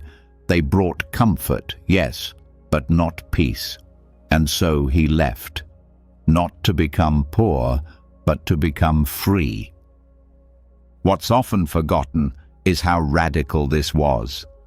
To trade royal comfort for wandering in forests, to sleep beneath the stars without walls, to eat only what was offered, to wear robes sewn from discarded cloth. This was not an act of drama. It was a lesson lived out loud, a lesson in emptiness, a reminder that real strength is not found in what surrounds you, but in what you no longer cling to. The Buddha taught not from a throne, but from the earth. He sat on grass, leaned against trees, walked barefoot through villages. His value was not assigned by robes or recognition. His authority came from presence, from his silence, from the peace that moved through him without effort. This is not just a historical fact. It's a spiritual teaching, one that cuts through the modern lie that worth is visible, that you can see it in status, income, possessions, platforms, influence. But the Buddha had none of these, and still people followed him across deserts, not because he looked important, but because he was grounded. There's something deeply human about wanting to hold on to roles, titles, routines, objects, identity. It gives the mind a place to rest. But Buddhism invites you to rest without those things, to be still, not because your life is organized, but because your heart no longer needs to grasp. When the Buddha slept under trees, he showed the world that safety does not come from locks and walls. That shelter is not always a structure. It can be an inner steadiness, a trust in the unfolding, a peace that moves with you even in uncertain places. That is why so many of his teachings happened outdoors, in groves, in caves, in open fields, because the Dharma doesn't live in temples. It lives in presence. He didn't teach that poverty is holy. He taught that attachment is suffering. Whether you own much or little, the real question is, what owns you? The Buddha wasn't against having things. He was against being trapped by them. The robes he wore weren't symbolic. They were functional, loose, light, allowing movement, just like his mind, free to respond, free to adapt. In modern life, people are praised for accumulation. The more you have, the more successful you're seen to be. But accumulation often hides fear. Fear of being nobody, fear of being forgotten, fear of silence. That's why it's so powerful to remember the Buddha had no house, and yet he was at home wherever he went. This doesn't mean you must give everything away. It means your peace cannot depend on what you hold. The moment you need the car, the job, the image, the routine, the praise in order to feel safe, that's the moment they begin to own you. The Buddha let go so he could carry nothing but clarity. And clarity travels light. There's a story of a monk who brought a beautiful bowl to the Buddha, hoping it would please him. The Buddha thanked him, then gently placed it on the ground. A few minutes later, he accidentally stepped on it and cracked it. The monk gasped, but the Buddha simply smiled and said, "It was already broken." That's how he saw the world, not with fear, but with understanding. Nothing lasts, so why cling? The Buddha's emptiness wasn't cold or detached. It was luminous. It allowed him to connect more deeply, not less. Because he didn't need anything from others, he could truly see them. Because he wasn't defending an identity, he could listen without fear. That kind of freedom is rare, but it's possible, not by copying his life, but by following his insight. Clinging is subtle. It hides in attachment to praise, to routine, even to your own ideas about awakening. The Buddha let go of comfort, but also of ideology. He didn't tell people what to believe. He asked them to see for themselves. That's how deeply he trusted emptiness. He let even his own teachings be questioned. Sleeping under trees doesn't just mean rejecting materialism. It means surrendering the need to control life, letting the world change, letting the body age, letting the mind shift, letting others come and go without forcing connection. It means living in such deep harmony with reality that you no longer resist impermanence. You move with it. Some of the most awakened beings live simple lives. You might pass them on the street and never notice. They don't need to prove themselves. Their stillness speaks louder than any robe. Their kindness isn't broadcast. Their humility doesn't shrink them. It makes them expansive. They may not have followers or platforms, but the people who meet them feel seen, not impressed. That's what the Buddha's life teaches. Worth isn't in your appearance, not in your house, your voice, your plans. It's in how freely you can let go, in how gently you can meet change, in how little you need to be enough. He could have lived in gold halls. He chose the forest, not as punishment, but as proof. That peace doesn't come from comfort. It comes from release, from shedding the layers that were never you, from sitting on the earth, exposed, and still feeling whole.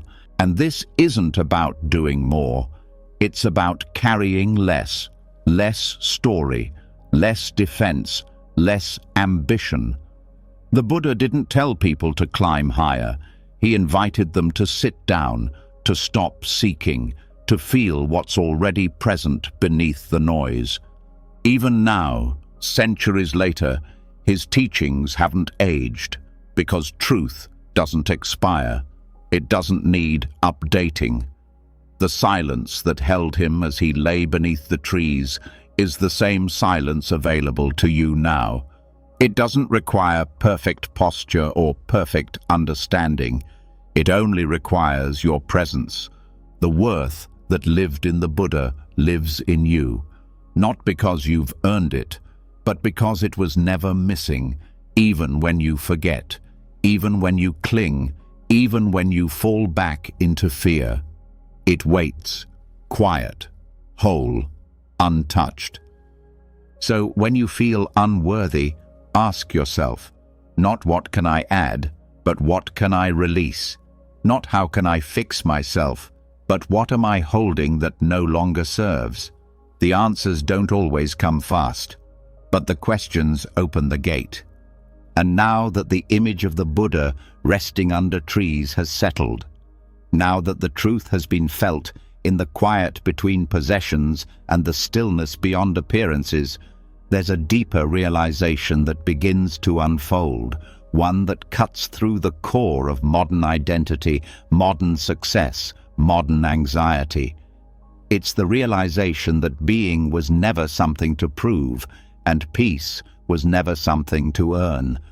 Because Buddhist practice isn't a contest of progress, it's a path of returning.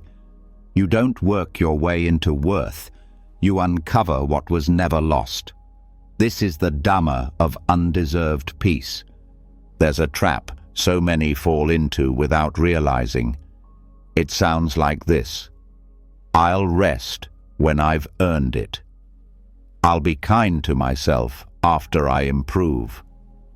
I'll feel good enough once I accomplish more. That voice doesn't shout, it whispers. It sits quietly behind your goals, your healing, even your spiritual practice, and it turns peace into a prize. But Buddhism calls that what it is: delusion. From the very beginning, the Buddha taught that liberation is not something given. It's not a transaction. It's not a carrot on a stick, handed to the deserving. Peace doesn't arrive after you've finally become good enough. Peace is what remains when you stop trying to earn your existence. In the West, worth is tied to effort. To value something is to work hard for it. To relax is a privilege you buy with productivity. But the Dhamma tells a different story. It tells you that your right to stillness was never tied to your performance, that your being was never something the universe demanded you prove. And this isn't laziness, it's not passivity. It's a radical reorientation of the mind, because when you stop striving to be enough, your actions become rooted in love instead of fear. You don't meditate to improve yourself. You meditate because stillness is already your nature. You don't practice generosity to be a good person. You practice it because kindness is how your true self breathes. The difference is subtle, but life-changing. Think of how many people do the right things for the wrong reasons.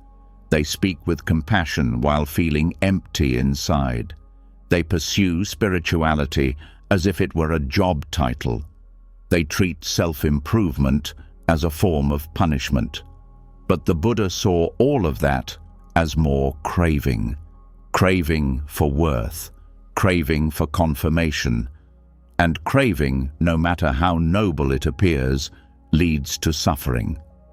So he pointed to the middle way, not indulgence, not denial, just the path of enoughness, the path where you don't escape the world, but you stop trying to conquer it. You stop using effort to replace presence.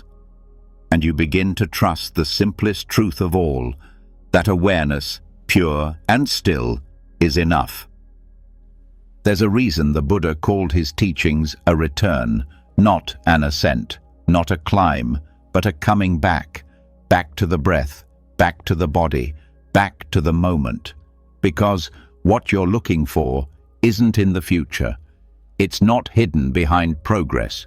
It's resting beneath the layers of trying. Even the noble eightfold path, with all its wisdom, is not a ladder. It's a circle, a wheel. Something you walk again and again, not to become more valuable, but to remember your original wholeness. The path doesn't make you worthy. It reveals that you already are. But this is hard for the ego to accept. The ego is addicted to reward, to being the best, to hearing you've finally arrived. So it turns spirituality into a game. Who sits the longest? Who chants the best? Who understands emptiness first? But the Buddha didn't play that game. He sat beneath a tree and said, "Stop running." Not because there's nothing to do, but because doing is not the way to being. This is why Buddhism often feels paradoxical. It tells you to practice, but not to seek, to work, but not to strive, to let go even as you engage. But this paradox is not confusion. It's clarity. It breaks the idea that peace is a goalpost, that presence is a trophy. It frees you from the trap of spiritual achievement. And once that's seen, your whole relationship to effort changes. You no longer meditate to reach enlightenment. You meditate because sitting in your own breath is the most honest place to be. You no longer chase inner peace. You open to what's already still beneath the chase. And you begin to see that no matter how messy life is, there is a part of you that doesn't need fixing. This doesn't mean you stop growing. It means growth stops being punishment. It becomes play, exploration, curiosity. You study not to become smarter, but because learning is joyful. You heal not to make yourself acceptable, but because you're tired of carrying pain. You serve not to be validated, but because your hands are steady and your heart wants to give. The shift is subtle but profound. It's the difference between running toward a finish line and sitting in the grass with your eyes open. It's the difference between thinking peace is over there and realizing it was under your feet all along. Even the idea of undeserved peace begins to fade, because in Buddhism there is no one to deserve or undeserve. There is no fixed self receiving blessings. There is only awareness unfolding. And awareness, by nature, is peaceful until it forgets. The Dhamma doesn't ask, "Are you worthy?" It asks, "Are you present?" That's all. Because presence dissolves the whole question of worth. In presence there is no measuring stick, no standard, no spiritual scoreboard. There's only breath, body, sky, silence, and in that, you're not better, you're not worse, you're just here. And that's the secret. The reason peace feels so hard to reach is because the mind believes it must first become more, but being is not earned, it's remembered. Beneath the striving, beneath the self-improvement, beneath the guilt, there is stillness waiting. Not as a reward, but as a constant. Even in pain, it's there. Even in failure, even in heartbreak. That's what makes it powerful. Not that peace shows up when everything's perfect, but that it was already present, even when you were falling apart. This is why the Buddha never said, "Become extraordinary." He said, "Wake up." Because waking up isn't about rising above your life. It's about seeing it clearly, without filters, without needing it to be anything but what it is. And when that clarity arrives, even for a moment, you stop asking to be enough. You stop trying to fix every thought. You stop apologizing for existing. You just breathe. And in that breath, you are free. Not because you've earned it, but because you've remembered.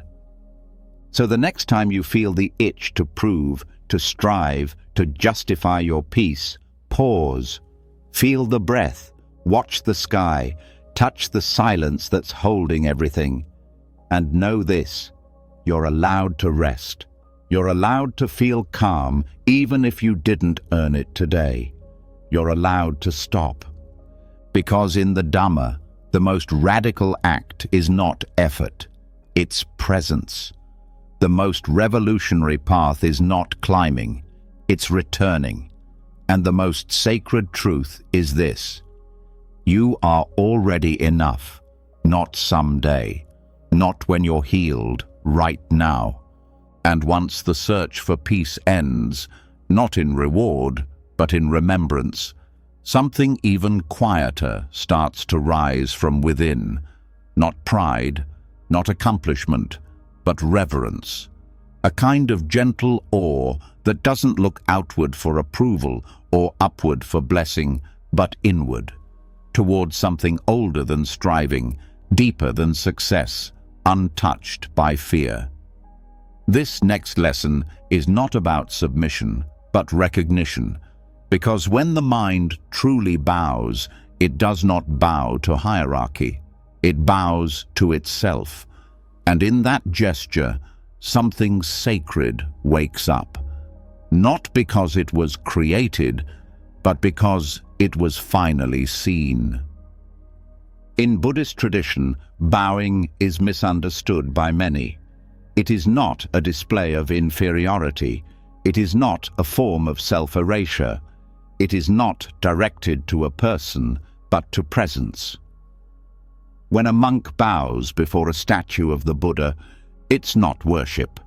It's a reminder, a mirror, a way of saying, that which awakened in you can awaken in me. It's not about submission to someone else's greatness.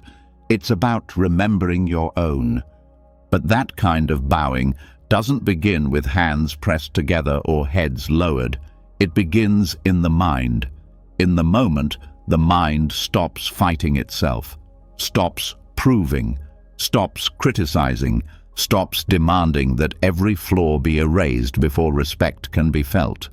Because the deepest act of reverence is not what you show others, It's how you sit with yourself when no one else is watching. There's a soft but powerful shift that happens when the mind learns to bow to itself. The harsh inner voice that used to push, blame, or belittle starts to quiet. The guilt that once drove every action starts to dissolve. Not because the self becomes perfect, but because the self is finally seen as already worthy. Not after improvement, but before it. The bow is not earned, it's remembered. In many monasteries, monks begin and end the day with prostrations, kneeling, touching their foreheads to the earth. It might look like surrender to authority, but what's really happening is far more intimate. It's a ritual of humility, not in the sense of lowering oneself, but of releasing the need to be above. It's a way of saying, I trust the ground, I trust this moment, I trust the awareness that sees both my light and shadow. This is what it means to bow inward, to not wait for perfection before offering kindness, to not demand achievement before allowing stillness. The mind that bows to itself is not narcissistic.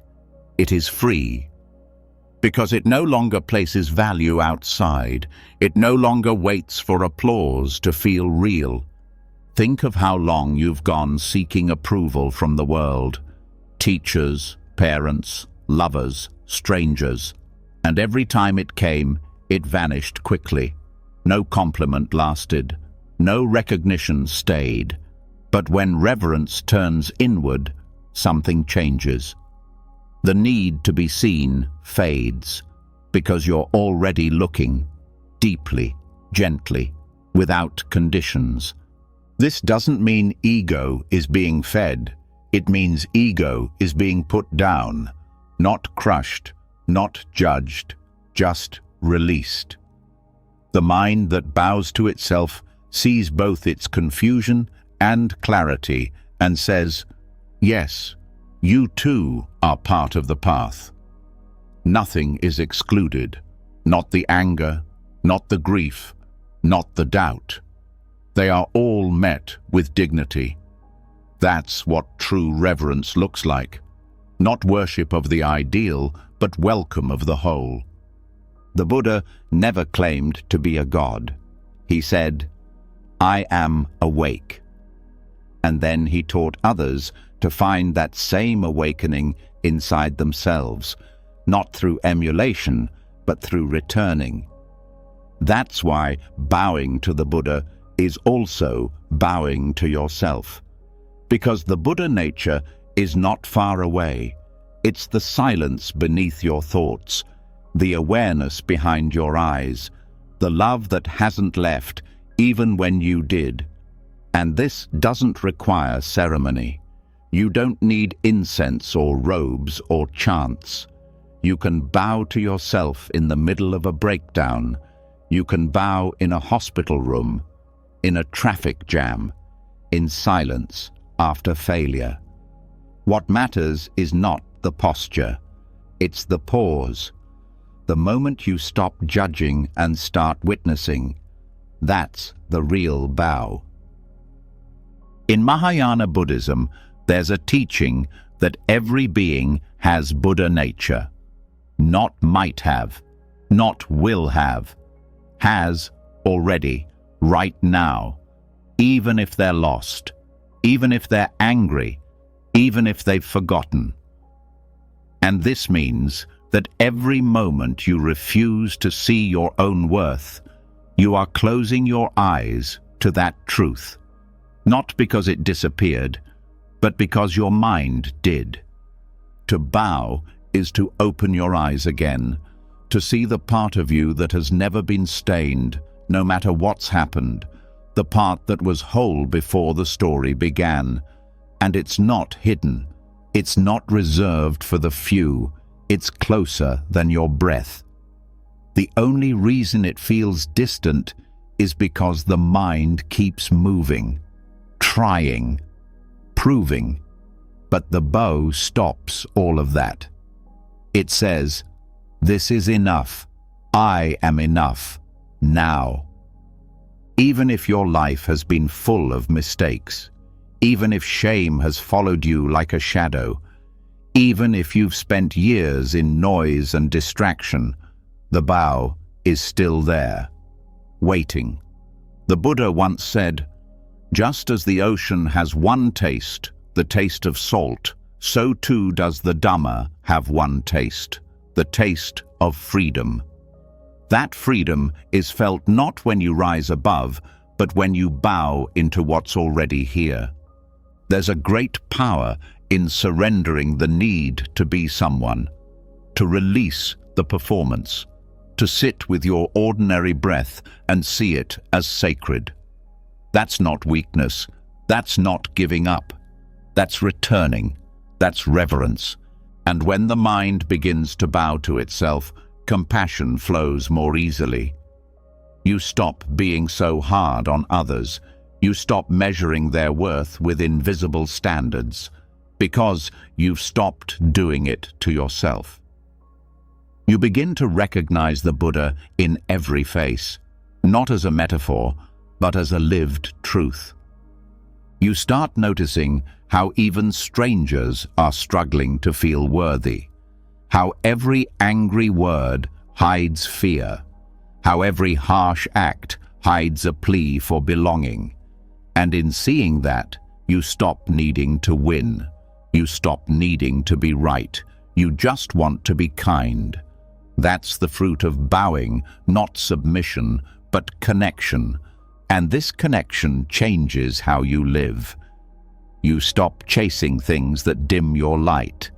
You stop pretending to enjoy things that exhaust you.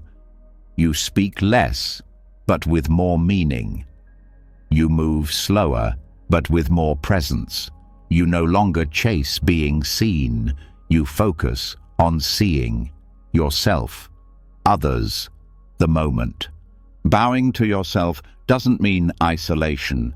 It means inclusion of every part, every mistake, every forgotten strength. You don't reject your humanity. You embrace it so fully that even the broken pieces shine. That's what the Buddha meant when he said that suffering ends not through avoidance, but through understanding. The bow is that understanding made real, made physical. It is the body saying, "I release," the breath saying, "I accept," the mind saying, "I am enough, even here." And when that happens, you don't rise stronger. You rise softer, wiser, more whole. And that wholeness is not an end point. It's a way of being, a way of moving through the world with dignity that doesn't need to be loud, a kind of quiet strength that holds space for all your contradictions without needing to fix them. So the next time the old voice returns, the one that demands more proof, more improvement, more perfection, stop. Don't argue. Just bow, inwardly, softly, as if touching the earth with your mind, as if placing your heart gently into your own hands. That is enough. And now that the mind has learned to bow, not to a throne, not to an ideal, but to the quiet presence within itself, what follows is not pride or praise. What follows is stillness, a stillness that does not demand to be filled, a presence that does not reach outward for confirmation. This is where the teaching deepens into something rare, a state that the world does not often recognize, but that Zen speaks of in metaphor, the cup that holds itself, wholeness without overflow, fullness without grasping, enough as it is. Most people are raised in a world that values overflowing productivity, overflowing generosity, overflowing attention. The more you give, the more you are praised. The more you pour out, the more you are celebrated. But rarely does anyone stop to ask, what happens to the cup when it is always pouring? What happens when your sense of worth is tied to how much you give away? Slowly, silently, the center collapses, and no one sees it because the pouring looks like love. But Zen invites a different image, a cup that holds itself, not because it is selfish, not because it is closed, but because it is balanced, aware, able to contain what is necessary without spilling it in every direction. This is not about isolation, it's about integrity, the ability to hold one's own energy, to remain undisturbed, not because you are detached, but because you are whole. Self-containment in Zen is not repression. It's not coldness. It's spacious awareness. It's the ability to be with your feelings without needing to bleed them onto others. It's the ability to listen without reacting, to care without collapsing, to give without being emptied. The cup that holds itself doesn't need to prove it has something to offer. It offers through presence. It doesn't overflow in search of validation. It rests in quiet usefulness. And when it gives from fullness, not from hunger. That's what makes it sustainable. That's what makes it real. In the Zen tradition, silence is often valued more than explanation, because silence is not lack. Silence is containment. It is the space where wisdom brews, where emotions can rise and settle without being projected. A Zen master once said, "The quieter you become, the more you can hear." But what's also true is, the quieter you become, the more you can hold without spilling. To be a cup that holds itself means you no longer seek others to complete you. You love, but not to be filled. You serve, but not to be seen. You speak, but not to dominate. Your presence is not conditional. It is grounded, steady, enough. And this kind of steadiness is rare in a culture that celebrates extremes. Loud emotions, grand gestures, public healing. But Zen is not impressed by how much you reveal. Zen is impressed by how deeply you know what you do not need to express. This is not secrecy, it is sacredness, the understanding that not everything must be given away to be real. There is a quiet power in being able to sit with yourself and not require anyone else to rescue you from your feelings, not to push people away, but to meet yourself fully first. Most suffering comes from overflow, from leaking energy into every space, from offering your center before it has formed. But when you become the cup that holds itself, you no longer leak. You contain, you choose, you respond. This doesn't mean you become rigid. A cup is not a prison. It is a shape, a boundary. It welcomes what is poured into it, but it does not surrender its form. In the same way, the self that has learned to contain its own energy welcomes experience, welcomes love, welcomes joy, but is not defined by them. It does not spill just because something touches its surface. Zen practice is filled with rituals that teach this containment: mindful walking, silent sitting, serving tea. Each action is a vessel, a way to channel attention. And the purpose is not perfection. The purpose is presence. You are not being polished, you are being anchored, so that you may hold what life gives you without needing to rush toward or run away. The cup that holds itself is not immune to pain. It feels fully. but it does not collapse. It allows grief to fill it. Then release. It allows joy to enter. Then pass. It does not try to grasp. It does not try to hoard. It holds, with clarity, with breath. And this kind of self-containment creates freedom, because you are no longer dependent on others to regulate you. You are no longer at the mercy of praise or rejection. You don't need to be reassured every time you act. You don't need to leak your insecurity into every room. You know where you end. You know what you carry. And that knowledge gives you space to listen, space to serve, space to exist without fear of disappearing. This is why Zen monks bow to their bowls, why they fold their robes with care.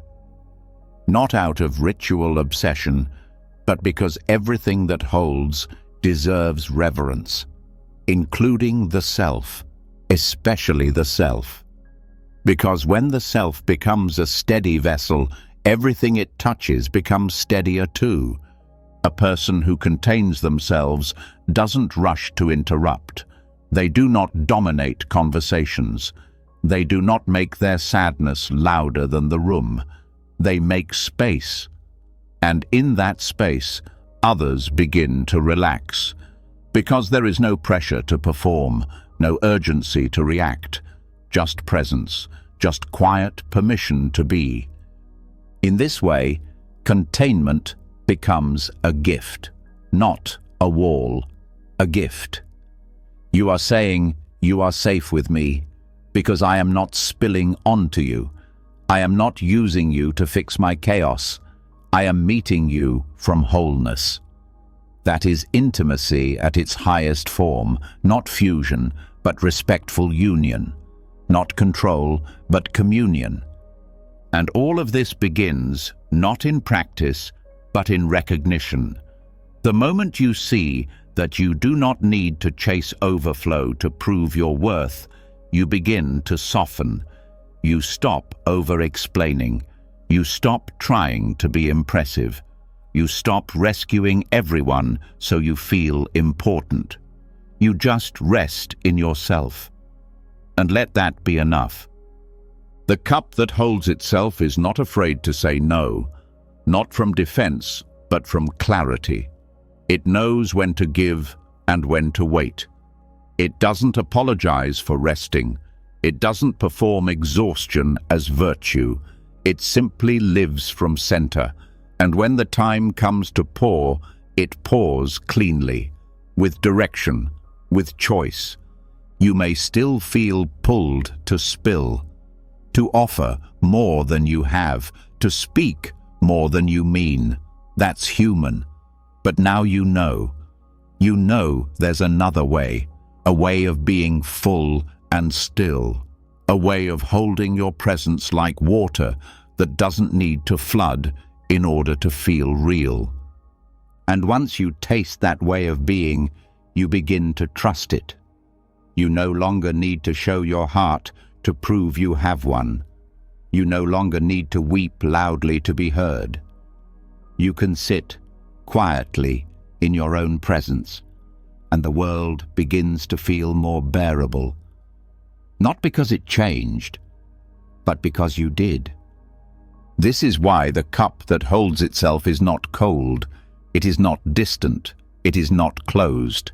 It is wise, it is attuned, it is deeply loving, but that love begins inward, not as indulgence, as respect, as care.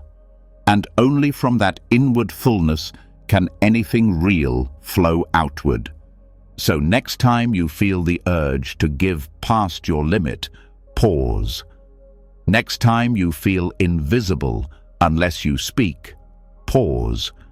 Next time you try to save someone before you've steadied yourself, pause and ask, is this coming from overflow or from wholeness? Because you are allowed to hold yourself first. You are allowed to be the vessel before becoming the river. That is not selfishness. that is sanity, that is peace. And once the cup holds itself, once presence no longer spills in search of approval or overflows from a fear of being unseen, a deeper silence settles in. Not emptiness, but clarity. The clarity that arises when there's no longer a need to prove anything, fix anything, outperform anyone. But there's a reason that pressure ever existed. Beneath all striving, all restlessness, all judgment, lies a single mistaken idea that there is a solid, permanent self who can win or lose. That idea keeps the comparison alive. But what if it's not true? What if there was never a fixed you to measure at all? This is where the teachings of anatta, no self, begin to dissolve the very foundation of competition. The Buddha did not teach that there is no personality, no history, no memory. He taught that what people call a self is not a thing, it's a process. A river of sensations, thoughts, emotions, beliefs, perceptions, always changing, never the same. The idea of a fixed identity is an illusion the mind clings to because it craves control. But Buddhism shows that this craving causes suffering. Because once you believe there's a static you, then every success becomes personal. Every failure becomes personal. Every difference becomes a reason to feel more or less than someone else. And that creates the mental prison of comparison. You are not the same person you were 10 years ago, or 1 year ago, or yesterday. Your opinions changed, your memories shifted, your body renewed itself. Even your face has aged and transformed. So who exactly is this you being measured? Who is it that is not enough? Anatta is not a philosophy meant to confuse. It's a key. It's a reminder that identity is a habit, not a truth. It's a mask that gets mistaken for a face. The mind builds an image and then spends years trying to protect it. But once you see that there's no fixed thing to protect, everything softens. You stop defending the self because there is no one to defend. You stop comparing the self because there is no one to compete with. Think of how comparison works. Someone else is more beautiful, more successful, more wise. So what? If the self is not fixed, then who is the you that is falling short? It's not the real you. It's a mental image, a temporary sketch, and that sketch changes every time the light shifts. So the moment you stop believing it, you stop suffering. The ego, however, hates this. The ego wants to exist as something solid, something better, something justified. It survives by comparison. It says, "You're better than them," and it grows. It says, "You're worse than them," and it still grows. Whether inflated or crushed, it feeds off measurement. But when the mind truly understands anatta, the ego starves, because there's no one left to measure. There's only awareness, flowing moment to moment. This doesn't mean you lose your personality. You still speak, you still feel, you still have a name, a story, a voice. But none of those things define you. They are expressions, not identity. And once you know that, comparison becomes pointless. You can admire someone's beauty without questioning your own. You can celebrate someone's success without doubting your path, because their light doesn't dim yours. Their joy doesn't threaten your place. Without a fixed self, life becomes more like music. Every note is unique. No note is better, no note is behind. Each has its place. Each arises and dissolves. There's no need to compare a flute to a drum. No need to ask which breeze is better. The rain doesn't feel inferior to the snow. It just falls. And you too can live that way if you stop believing that you are a thing. When you drop the idea of a solid self, something else arises: freedom. You are free to evolve, free to change your mind, free to fail without shame, because nothing sticks. There's no core that's been damaged, just movement, just learning. Even jealousy begins to fade, not through suppression, but through insight. Jealousy only exists when there's a belief that someone else's joy means something about your lack. But once the self is no longer a measuring stick, other people's happiness becomes light. You absorb it instead of resisting it. You bless it instead of envying it. In meditation, this becomes clear. You sit, thoughts come, memories pass, a wave of emotion rises and falls, and through it all there is awareness, watching, breathing, holding. That awareness is not a person. It has no gender, no job, no social status. It's not jealous, it's not proud. It just sees, and that seeing is who you really are. When the Buddha spoke of liberation, he wasn't talking about becoming a better version of yourself. He was talking about releasing the illusion that there is a self to improve. That's why he smiled. Because the moment you stop gripping identity, you stop drowning in comparison. You don't need to outshine anyone. You just need to see clearly. And this clarity changes everything. You start moving through the world with less urgency. You speak more honestly because you're not protecting a mask. You listen more deeply because you're not busy positioning yourself. You no longer think in terms of me versus them. It becomes we, not as a concept, but as a felt experience. The same awareness that sees through your eyes is seeing through theirs. This is why the great Zen masters spoke in riddles, because the truth is not grasped with logic. It is felt in silence. It is known in the pause. When the story of me pauses, even for a second, the world feels whole again, not perfect, whole, because it was never missing you. It was waiting for you to stop pretending to be separate. So what happens when you stop comparing? You stop striving to be something else.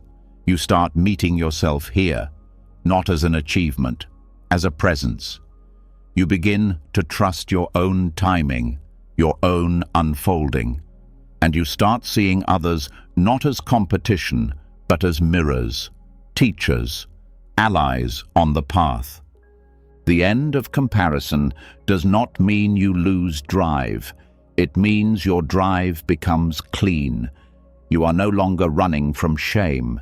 You are walking with purpose. You are no longer seeking applause. You are moving from alignment. The hunger fades. The desperation fades. What's left is stillness in motion. And that stillness allows you to be gentle with others, with yourself, because now there is nothing to defend, no self to glorify or shame, just awareness moving through a form for a while. And when this form dissolves, that awareness remains. Not your job, not your reputation, not your achievements, only presence. You don't need to be the best. You don't need to fix yourself before you can rest. You don't need to outshine, outperform, or outlast. There is no scoreboard, no gold star waiting for you at the end. There is only now. There is only awareness. And there is only one question: can you meet yourself without a mask? Because once that mask drops, so does the pressure. So does the fear, so does the need to win. You no longer stand in the race. You stand in the field, watching the wind move the grass, feeling the sunlight on your skin, breathing, alive, enough. And now that the need to compare has vanished, now that there is no solid self left to measure, to win or to lose, what remains is not emptiness, but readiness. A kind of quiet readiness that doesn't seek instruction, doesn't beg for permission, doesn't wait for someone else to tell it what it is. Because the truth is, what you've been seeking was never outside you. The wisdom you thought would arrive from somewhere else has always been flickering within. This is where the next truth shines, the candle that lit itself. Because the match was always in your hand, the wick was always dry. All it needed was your stillness to strike. In Buddhist teachings, the idea that someone else must give you the truth is gently but completely overturned. The Buddha did not say, "I will save you." He said, "Be a lamp unto yourself." He did not offer himself as a savior, but as a reminder, because awakening isn't handed to you. It's uncovered from inside. And that uncovering, that subtle ignition, is something every person carries. There is a common misconception that wisdom must come from outside, that only books, teachers, or perfect conditions can grant it. But the most transformative moments in life rarely arrive that way.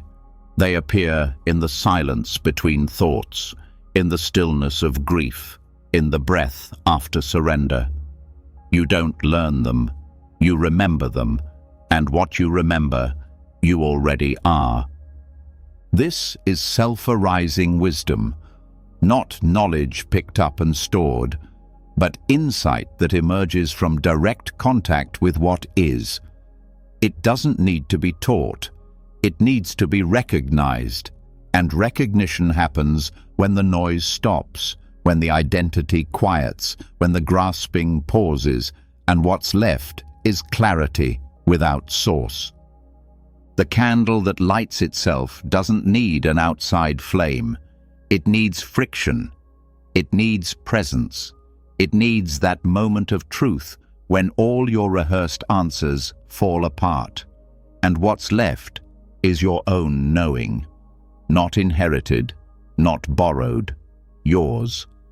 That is what the Dhamma points to. Not blind belief, not dependence, but the capacity within each being to see clearly.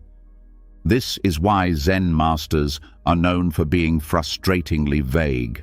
They don't always explain.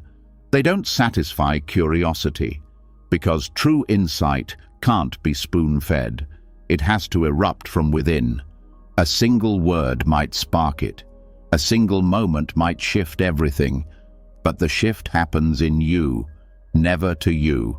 No one else can do it for you. That's what makes the candle metaphor so powerful, because the flame is not external. It doesn't travel across the room. It ignites from contact, from readiness, from silence deep enough to feel heat in the center of your chest. You don't need to wait for life to bring you a torch. You already carry fire. Self-arising wisdom doesn't come through force. It comes through ripening. The way a fruit falls only when it's ready. The way a flower opens without effort. You don't need to crack yourself open. You need to trust that clarity will come, not as a thunderclap, but as a quiet knowing that no longer trembles. Think of a time you suddenly understood something, not because someone told you, but because something shifted inside. A pain that finally made sense. A habit that suddenly felt false. A truth that didn't arrive, but emerged. That was the candle lighting itself. You didn't invent the wisdom. You discovered it was already glowing beneath the noise. This changes everything, because now you don't need to chase wisdom from gurus or philosophies. You can listen to them, yes, but not as replacements for your own insight, as reminders, as friends holding mirrors. But the flame is yours, always was, always will be. Even the Buddha's own teachings were given with a warning. Don't believe this because I say it. Test it, live it, find out for yourself. That is a teacher who trusts your candle, who knows it will light when the time is right, not through striving, through presence. This means your awakening is not waiting in the future. It's waiting in your attention. It's not at the end of effort. It's beneath effort. Not hidden behind more information, but behind less distraction. The moment you stop outsourcing your truth, you begin to feel it. You begin to recognize that your intuition wasn't a guess. It was a knowing. That your longing wasn't weakness. It was your inner compass pulling you back to center. That your questions weren't signs of confusion. They were doorways into self-lit rooms. When you begin to trust this inner flame, everything shifts. You no longer need to collect endless advice. You no longer need to beg the future for answers. You sit in the mystery and you feel warmth, because the candle is already burning. It doesn't flicker because someone lit it for you. It flickers because you stopped hiding it under noise. This is why solitude is important, not to escape the world, but to hear your own spark, to distinguish your knowing from the opinions swirling around you, to feel what is true without interruption. You don't need to escape forever, just long enough to remember that your wisdom was never conditional. Self-arising wisdom is not loud. It doesn't announce itself. It whispers. It rests in the pauses.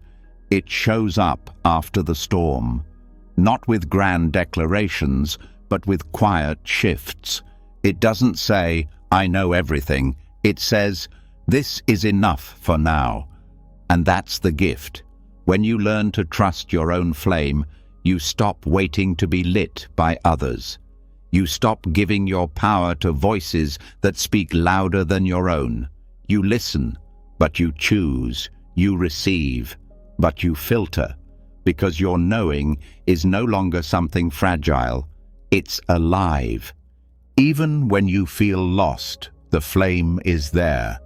Even when you doubt, it doesn't go out. You may cover it with fear. You may drown it in noise. But it waits. It doesn't need you to be confident. It needs you to be honest. Honesty is the oxygen of self-arising insight. This is why monks spend decades sitting in silence. Not because they are trying to be holy, but because they are clearing space for what is already holy to emerge. They don't manufacture enlightenment. They create conditions for it to light itself. And you can do the same, without running away, without isolating forever. You simply begin to ask different questions. Not, what should I believe? But, what do I already know, deep down? Not, what do they say is right? But, what feels aligned when everything else is quiet? And then you act from that place. From the flame, from the wick.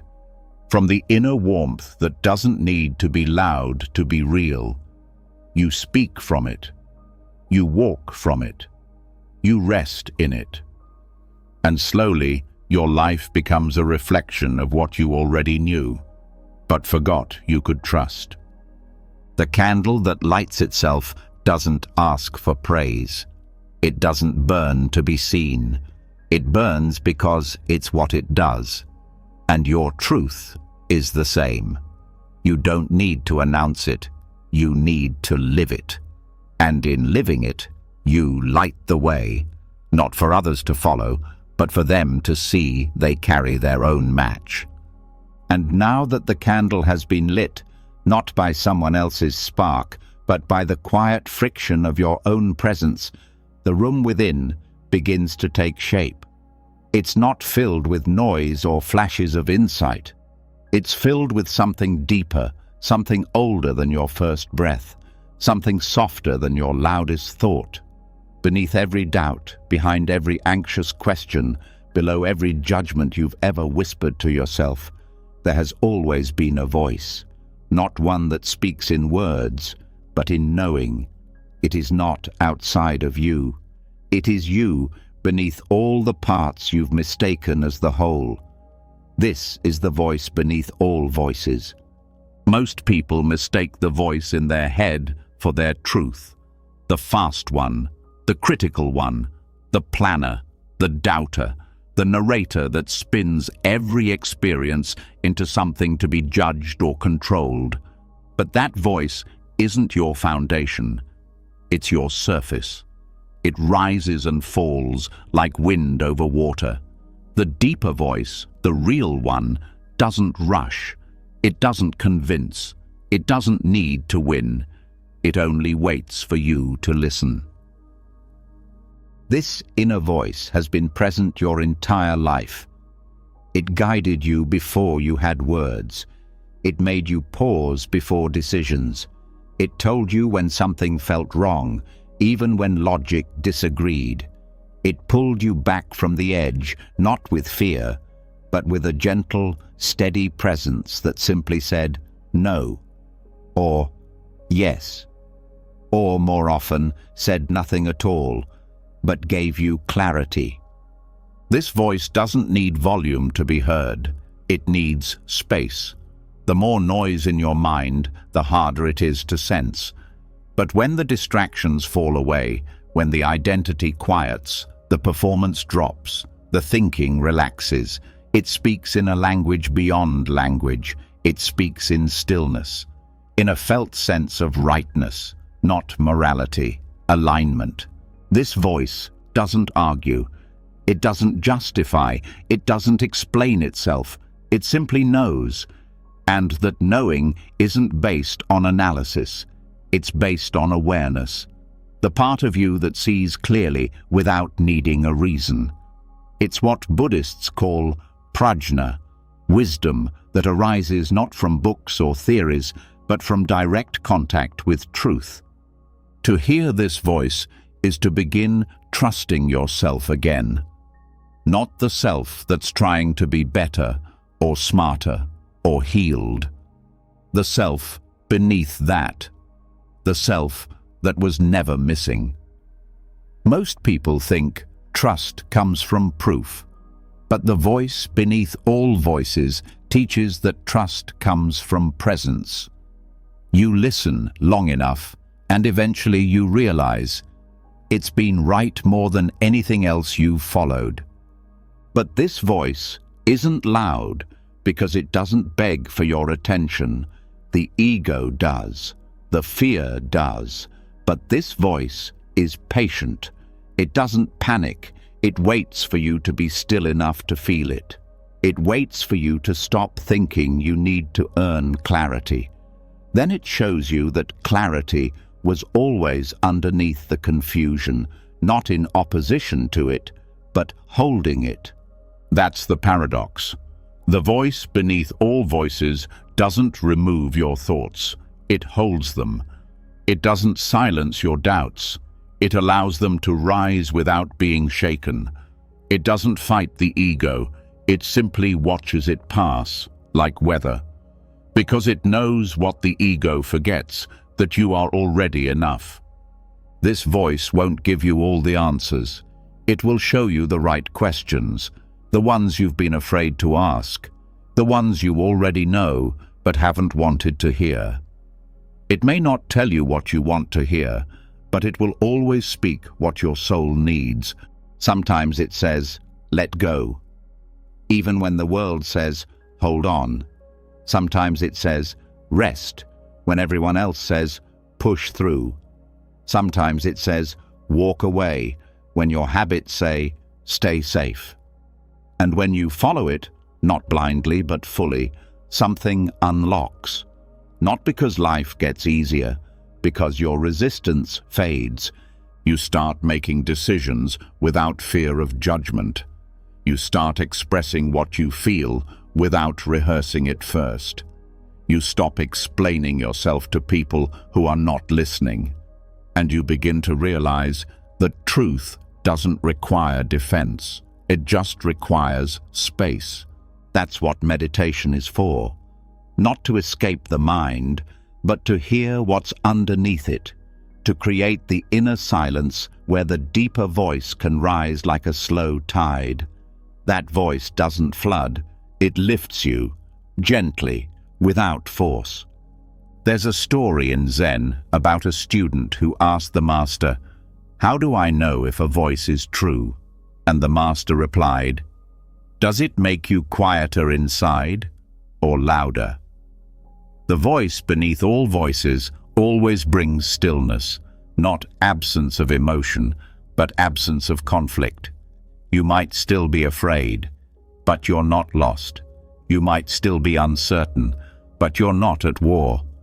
To live from that voice is to stop outsourcing your peace.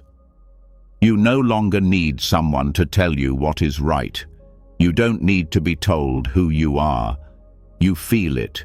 You know, and you act from that knowing, not with arrogance, but with clarity that no longer seeks permission. This is why the voice beneath all voices doesn't need to shout, because when you hear it, it resonates. It feels familiar, like something you forgot, but always carried. It hums through your chest, not as sound, but as peace. When you ignore it, life feels off. You know something is wrong, even if you can't name it. That's not anxiety, that's misalignment. When you return to it, life begins to flow again. Even if it's still difficult, even if it still hurts, there's a sense of being held by something deeper than your thoughts. This voice is not mystical, it's practical. It tells you when to speak and when to stay silent, when to leave and when to stay, when to breathe through the discomfort and when to walk away. It doesn't need symbols, it needs sincerity. And when you live from this voice, your relationships change. You stop trying to be understood by everyone. You stop begging for acceptance. You know who you are. Not because you've perfected yourself, but because you've stopped pretending. The clarity of being becomes louder than the noise of needing to be someone.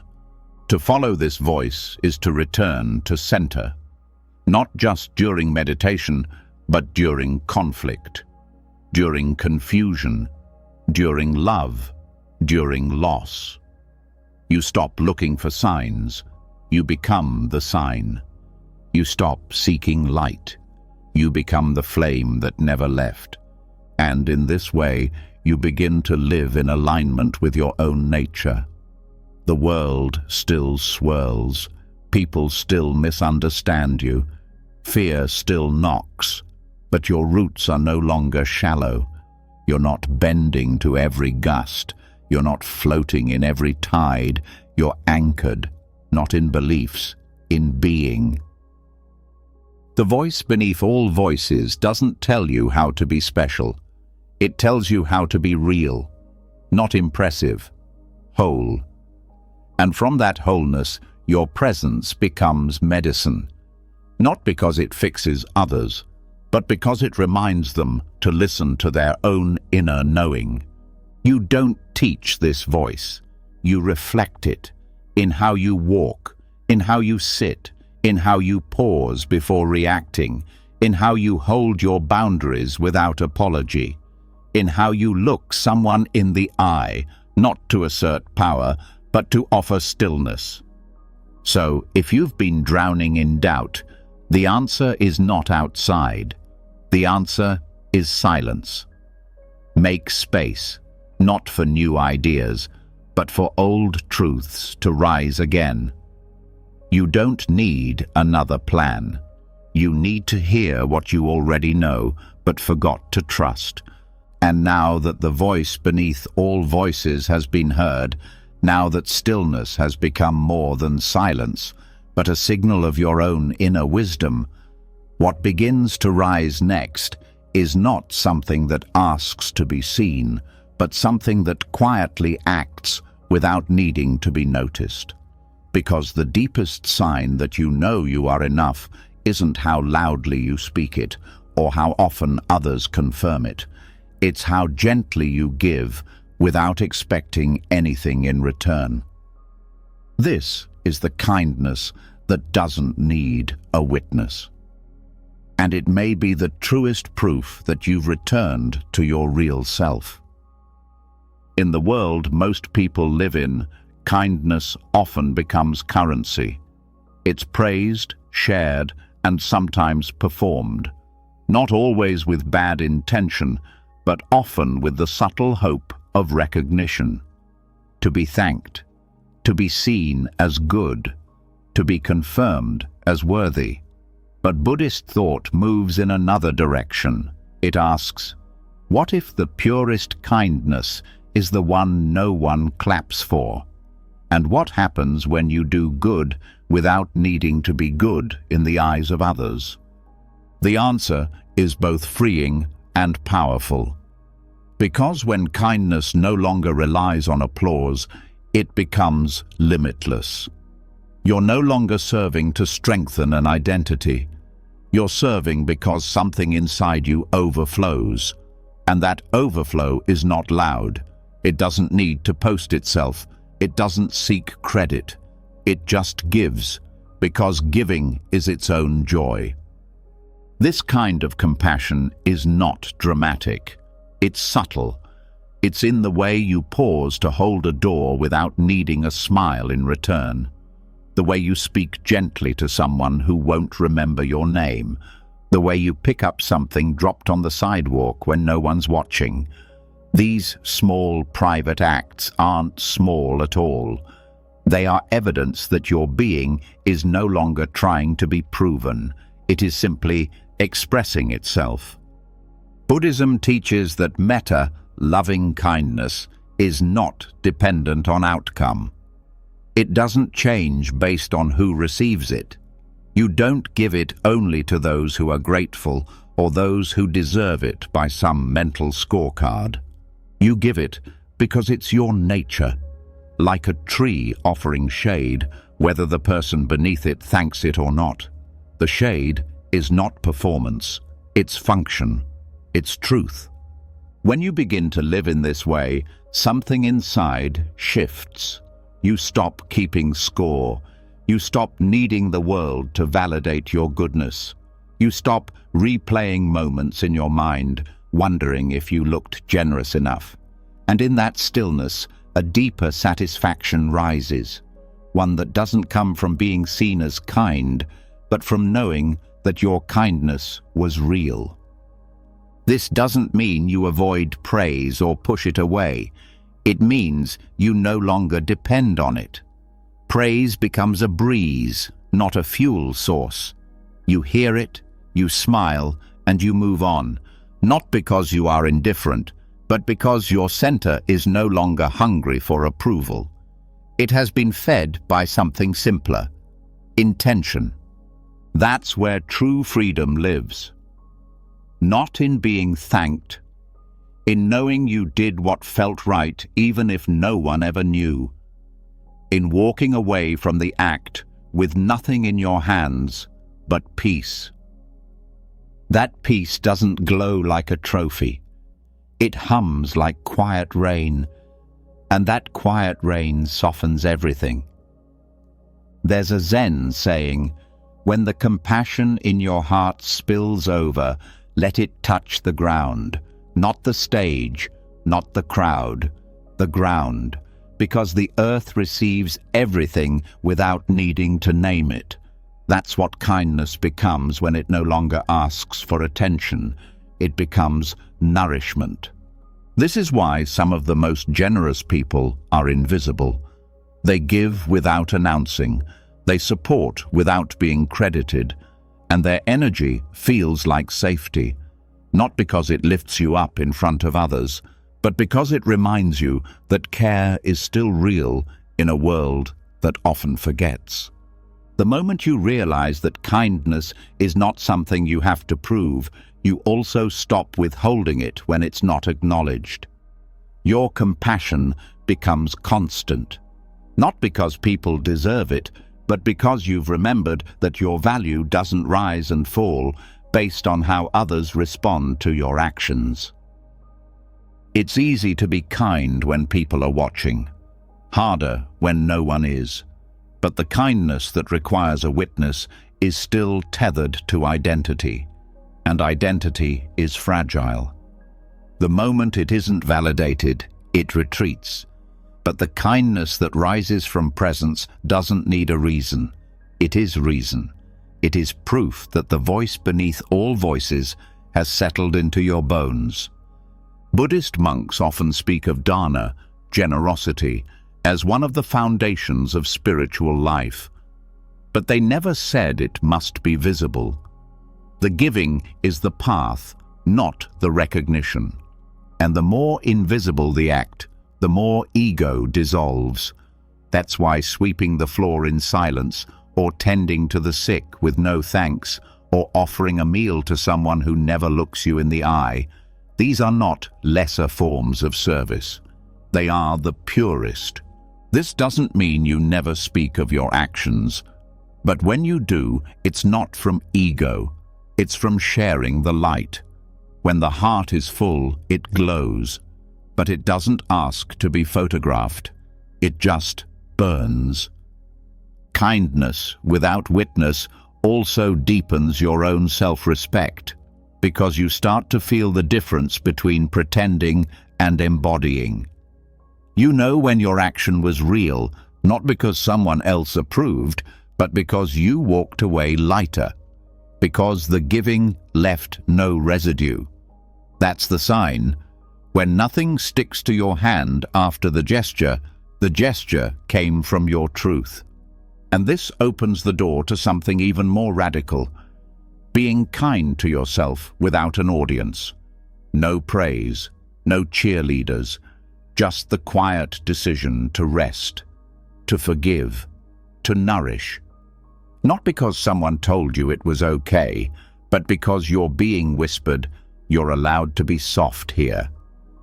That's compassion too, and it may be the most overlooked. You don't need to earn rest, or joy, or gentleness. You don't need to turn your self-care into a project to make it feel valid. You simply choose it, silently, without hashtags, without announcements. Because the self that doesn't need to perform is the self that is free. And in that freedom, your actions begin to align more naturally. You hold the door. You let someone go first. You text someone who's struggling. Not because you're building an image, but because that's what peace does. It ripples. The kindness that doesn't need a witness also heals relationships. You stop weaponizing your generosity. You stop saying, "I did this for you," as a way to secure loyalty. You stop keeping emotional receipts. Your love becomes clean, and in that cleanliness, others relax. They no longer feel the price tag hidden behind the gesture. This doesn't mean you become passive, or invisible, or unrecognized. It means recognition stops mattering. Your compass is no longer applause, it's alignment. You sleep better, not because you were seen, but because you were sincere. And this is the ultimate return, not to being the best, but to being real, to doing good because it's your nature, to giving because it feels like breathing, to helping because suffering hurts, whether or not anyone notices your hand. This kind of kindness cannot be taken from you, because it doesn't belong to your ego. It belongs to your being, and the more you live from it, the more peaceful your presence becomes, not loud, but grounding, not flashy, but undeniable. You stop chasing proof that you're enough.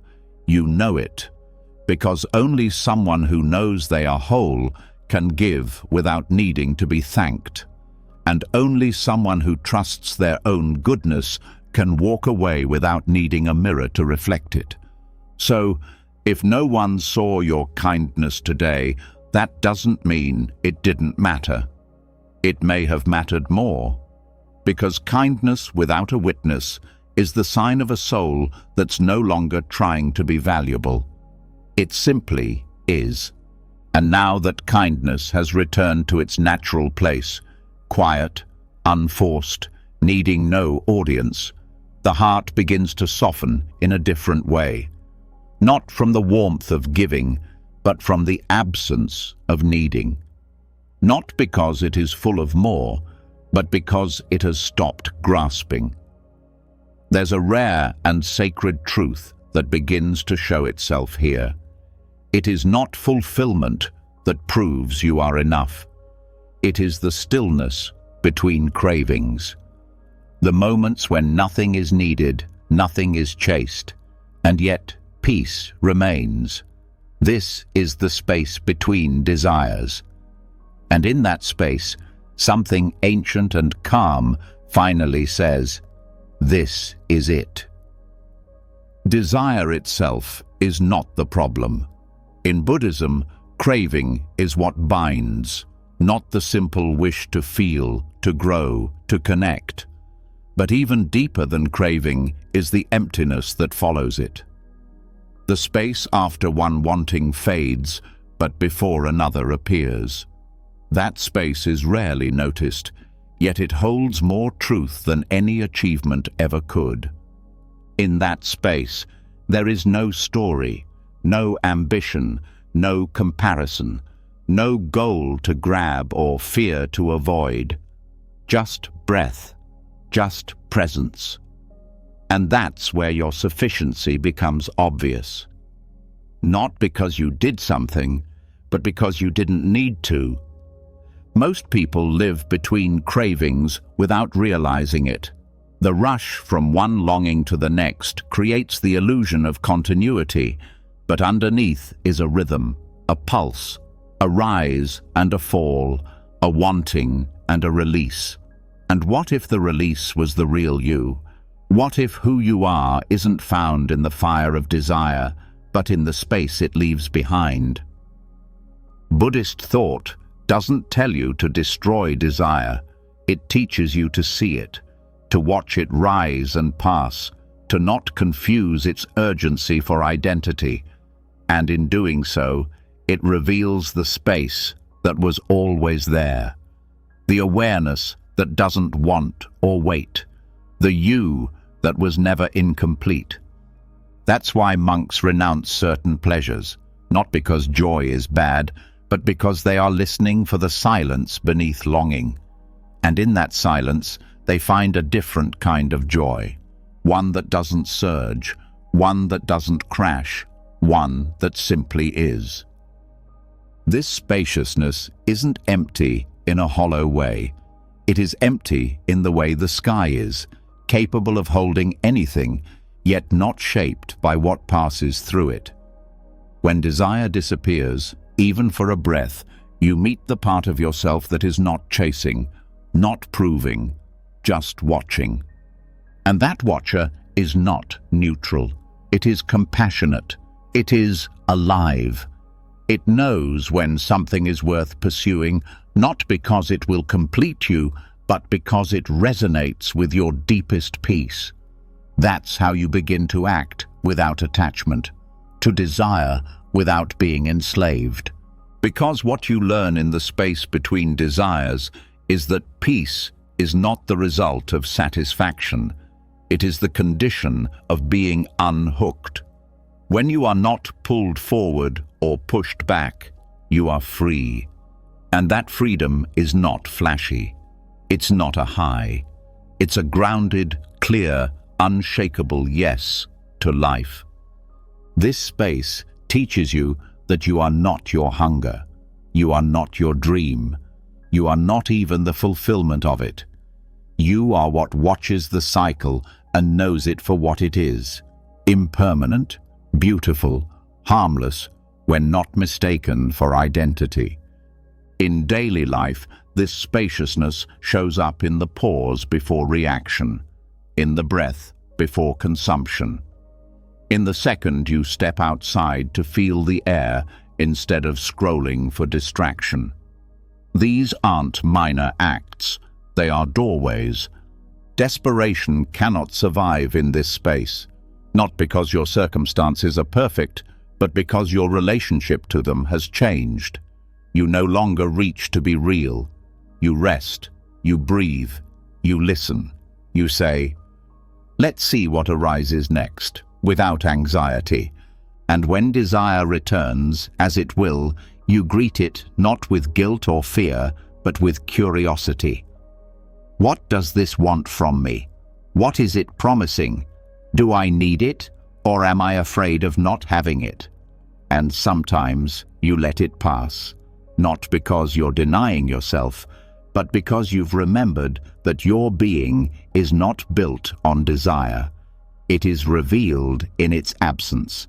That's why this teaching is not about renouncing the world. It's about re-seeing your place in it. You are not a creature of endless appetite. You are not broken until the next thing is reached. You are the space that can hold every longing without drowning in it. This truth doesn't mean you stop pursuing joy. It means you pursue from sufficiency, from already being enough. You don't eat to feel whole. You eat because the moment deserves celebration. You don't love to feel valuable. You love because your nature is connection. This changes your energy. People feel the difference. You're no longer taking from life. You're meeting it. You're no longer climbing over yourself to reach the next peak.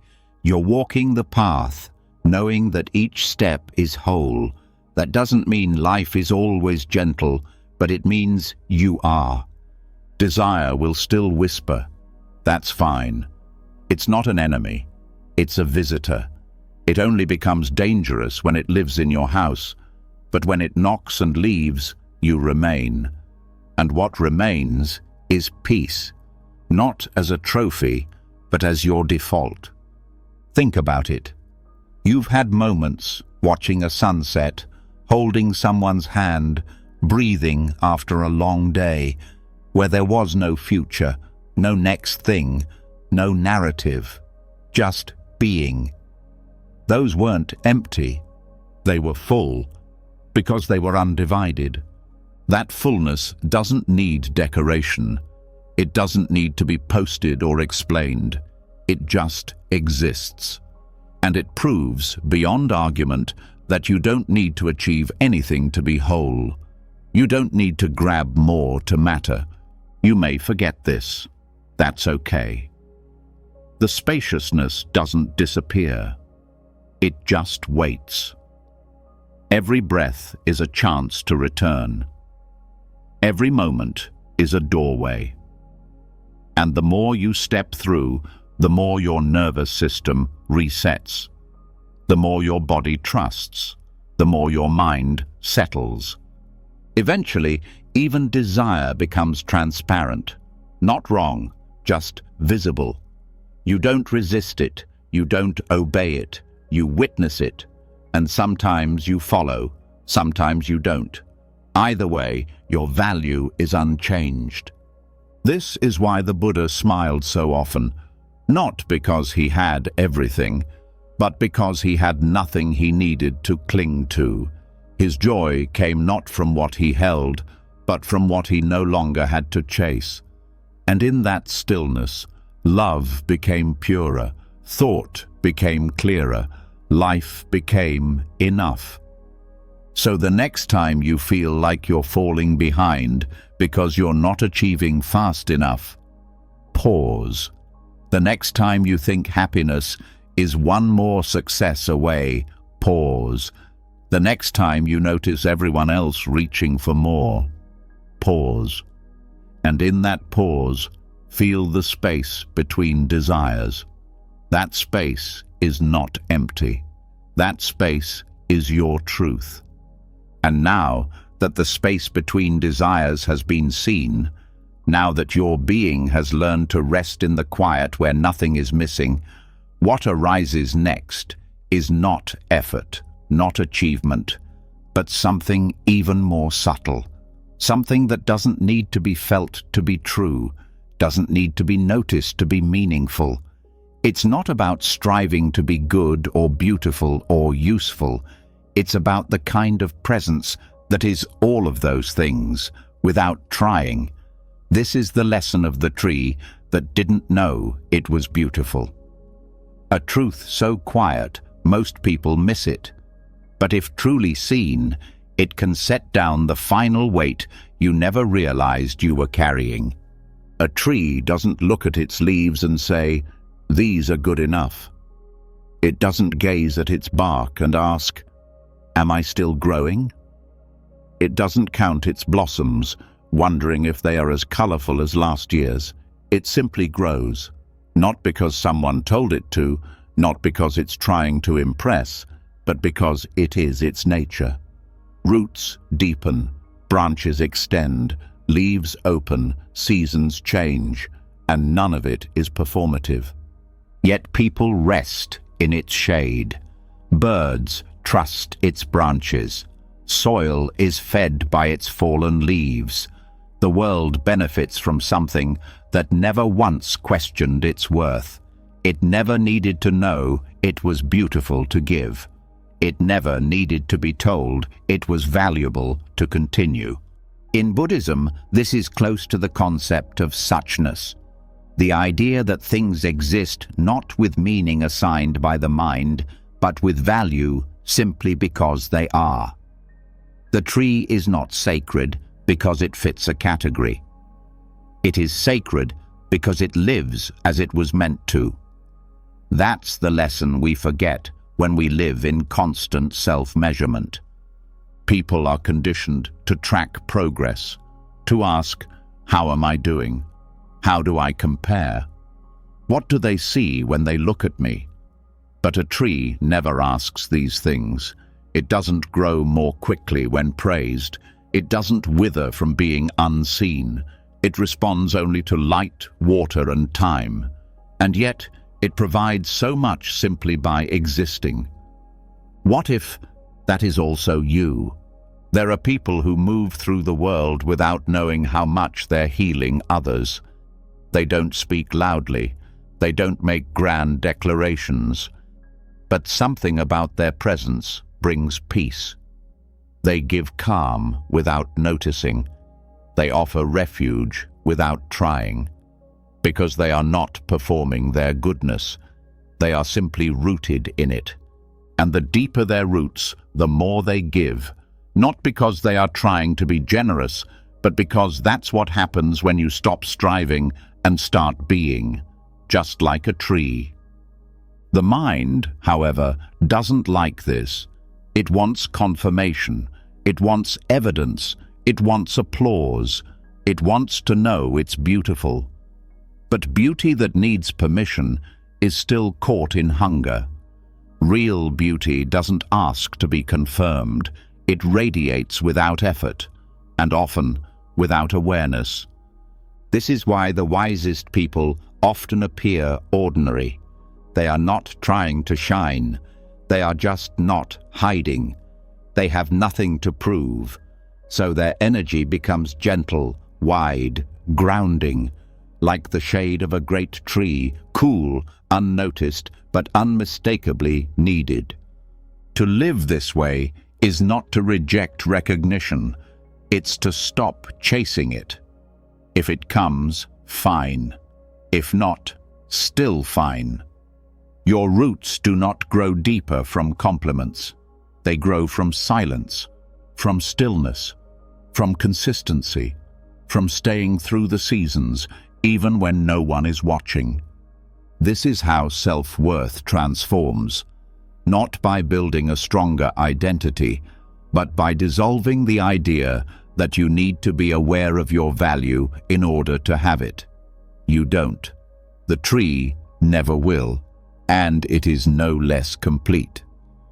Your actions may never be praised. Your words may not go viral. Your efforts may be overlooked. But if they came from sincerity, they shaped the world in ways you may never see. That's not emptiness. That's freedom. Because the deepest gifts are often invisible.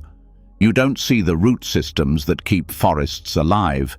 You don't see the silent photosynthesis feeding the air, but they're happening, and without them, nothing thrives. When you begin to trust that your worth doesn't need to be witnessed to be real, you stop anxiously tracking your growth. You let go of needing to be told you're improving. You stop asking the mirror to give you permission to rest. Instead, you begin living more like the tree. You grow where you are. You respond to the light. You stay through winters. You give without knowing who receives. And slowly, that becomes enough.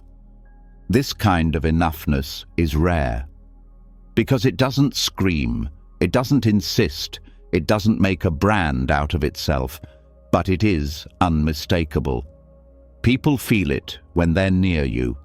They feel your calm, your groundedness, your absence of self-performance.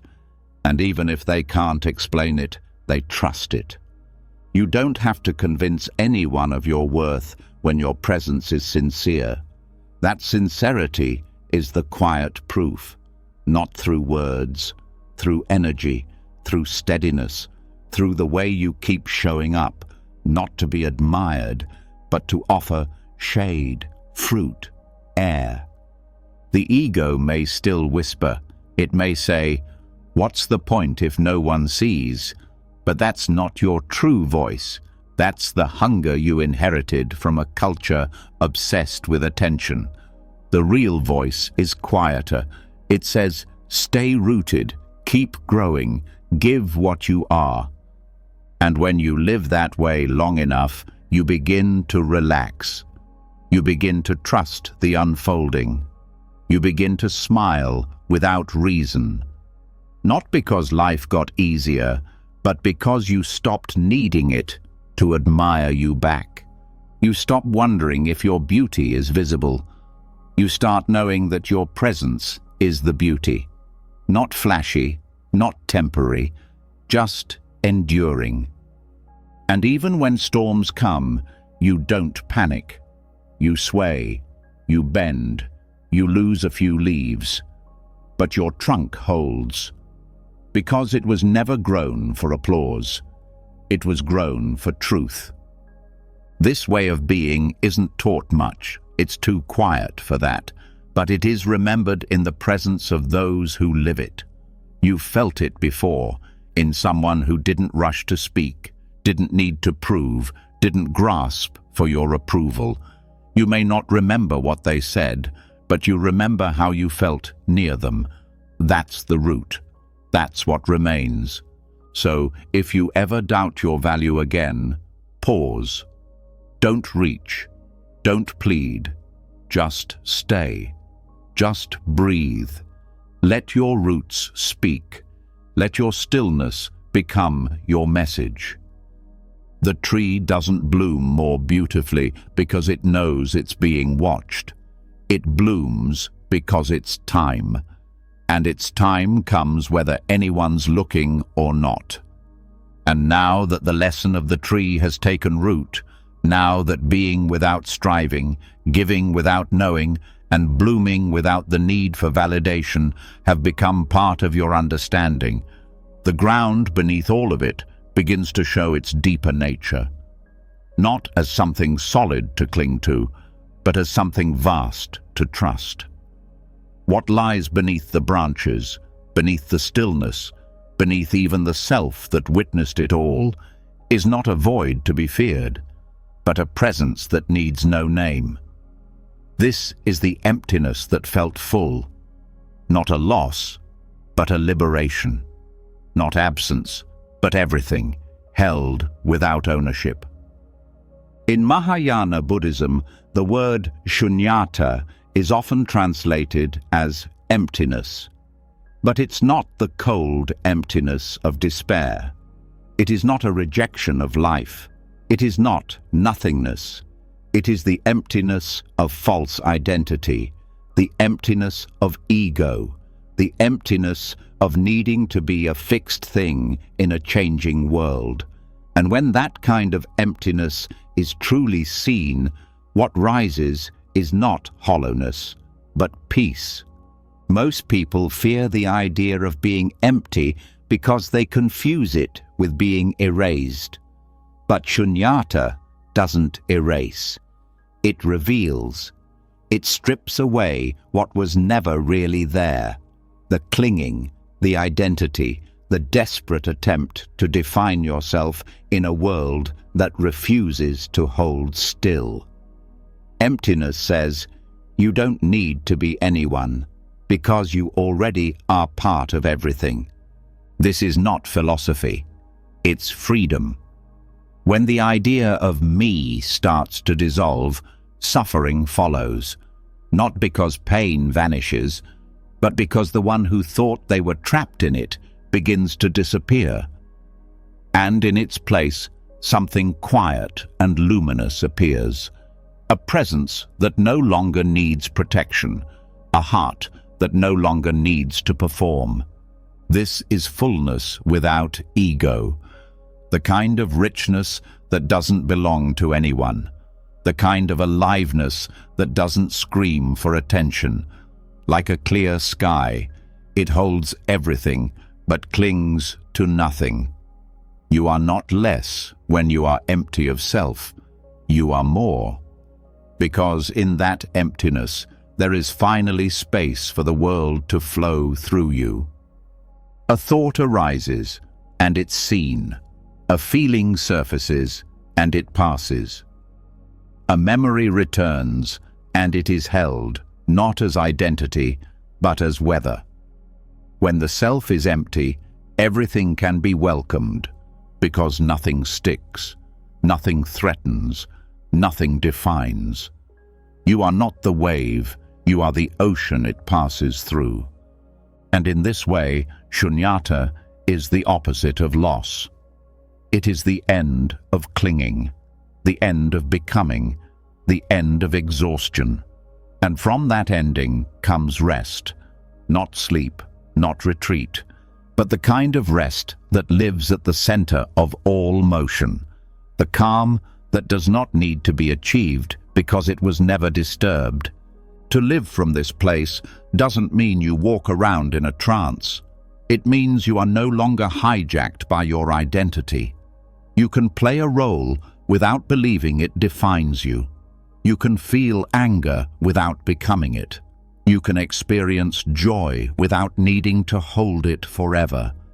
This is the gift of emptiness, presence without attachment. That presence is not passive. It is deeply responsive. It doesn't deny life. It meets it fully. Because it's not afraid of disappearing, it already knows there was never a permanent I to lose. What you are is not a thing. It is awareness itself. And awareness is not solid. It moves, it listens, it holds, it empties. This is why the Bodhisattva path in Mahayana Buddhism is so powerful. Bodhisattvas vow to return to help others even after their own liberation, not because they are clinging to identity, but because they've emptied themselves of it. And in that emptiness, compassion becomes boundless. There is no me who is helping. There is only help. There is no you who needs saving. There is only connection. This emptiness does not erase love. It purifies it. It makes love lighter, stronger, less demanding, because now love is not a transaction. It's a flow. You are not loving someone to be loved in return. You are loving because it is your nature, because nothing obstructs the giving. When self is emptied, what remains is capacity. You find you can sit with pain without rushing to solve it. You can be misunderstood without needing to defend. You can face uncertainty without needing a story to hold it together. This is not apathy. It's the deepest form of peace, born not from knowing who you are, but from not needing to. Even the Buddha said, "Events happen, deeds are done, but there is no individual doer thereof." This is not a denial of experience. It's a reminder that the self is not the source. The self is a lens. And when the lens is set down, what's seen becomes clearer. This clarity isn't loud. It doesn't need to explain itself. It breathes, it walks, it smiles. It moves through the world like wind through leaves, not because it is empty in the negative sense, but because it is free of the need to hold shape. In this way, emptiness becomes the deepest affirmation. Not, "I am something," but "I am not what I thought, and that's enough." Not, "I must build a perfect self," but "I am part of everything already. Let me rest there." And the resting isn't withdrawal. It's return. Return to the breath. Return to the body. Return to the moment where the boundaries between self and other begin to fade, where the skin becomes a doorway instead of a wall. From here, you don't need to seek purpose. You are part of purpose. You don't need to define your value. You are the expression of value in motion. You don't need to explain your being. Being is explanation enough. And this is why emptiness feels full, because when there's no self in the way, everything is allowed. Grief is not rejected. Joy is not clutched. Beauty is not owned. Pain is not personalized. Everything can flow because nothing is blocked by identity. You become like a bowl, empty but ready, like a sky, open but still, like a river, moving but not needing direction. And in that movement, life becomes lighter, not because it changes, but because you've stopped clinging to what never belonged to you. You may still have a name, a story, a face, but these are garments, not your bones. They can be worn with care, but they do not hold your truth. The truth is what remains when the garments fall away. The truth is what breathes when the mind is quiet. The truth is the silence between thoughts, the witness that never leaves. And once you begin living from that space, life becomes less dramatic, less personal, more intimate. You are no longer trying to win. You are simply walking. You are no longer trying to matter. You already do. Even the moments that once felt hollow, waiting in line, sitting in traffic, being alone, begin to shine. Not because they're filled, but because they are no longer avoided. Emptiness has become home. So let this teaching land not in your head, but in your breath. Don't try to grasp it. Feel it. Let it touch the part of you that is already tired of being someone. Let it remind you that underneath all the doing, all the becoming, all the proving, there is nothing you need to be. You are the space. You are the stillness. You are the openness that holds the world without owning it. And in that, you are more than enough. And now that emptiness has been seen not as absence, but as fullness. Now that the self has been dissolved into space wide enough to hold everything without grasping, what remains is not perfection, but permission. Permission to be unfinished, permission to carry cracks, permission to see even the places you once wanted to hide as part of the path itself. Because true peace doesn't grow where shame is buried. It blooms where flaws are met with reverence. This is the story of the monk who thanked his flaws, not because they made life easy, but because they revealed the truth.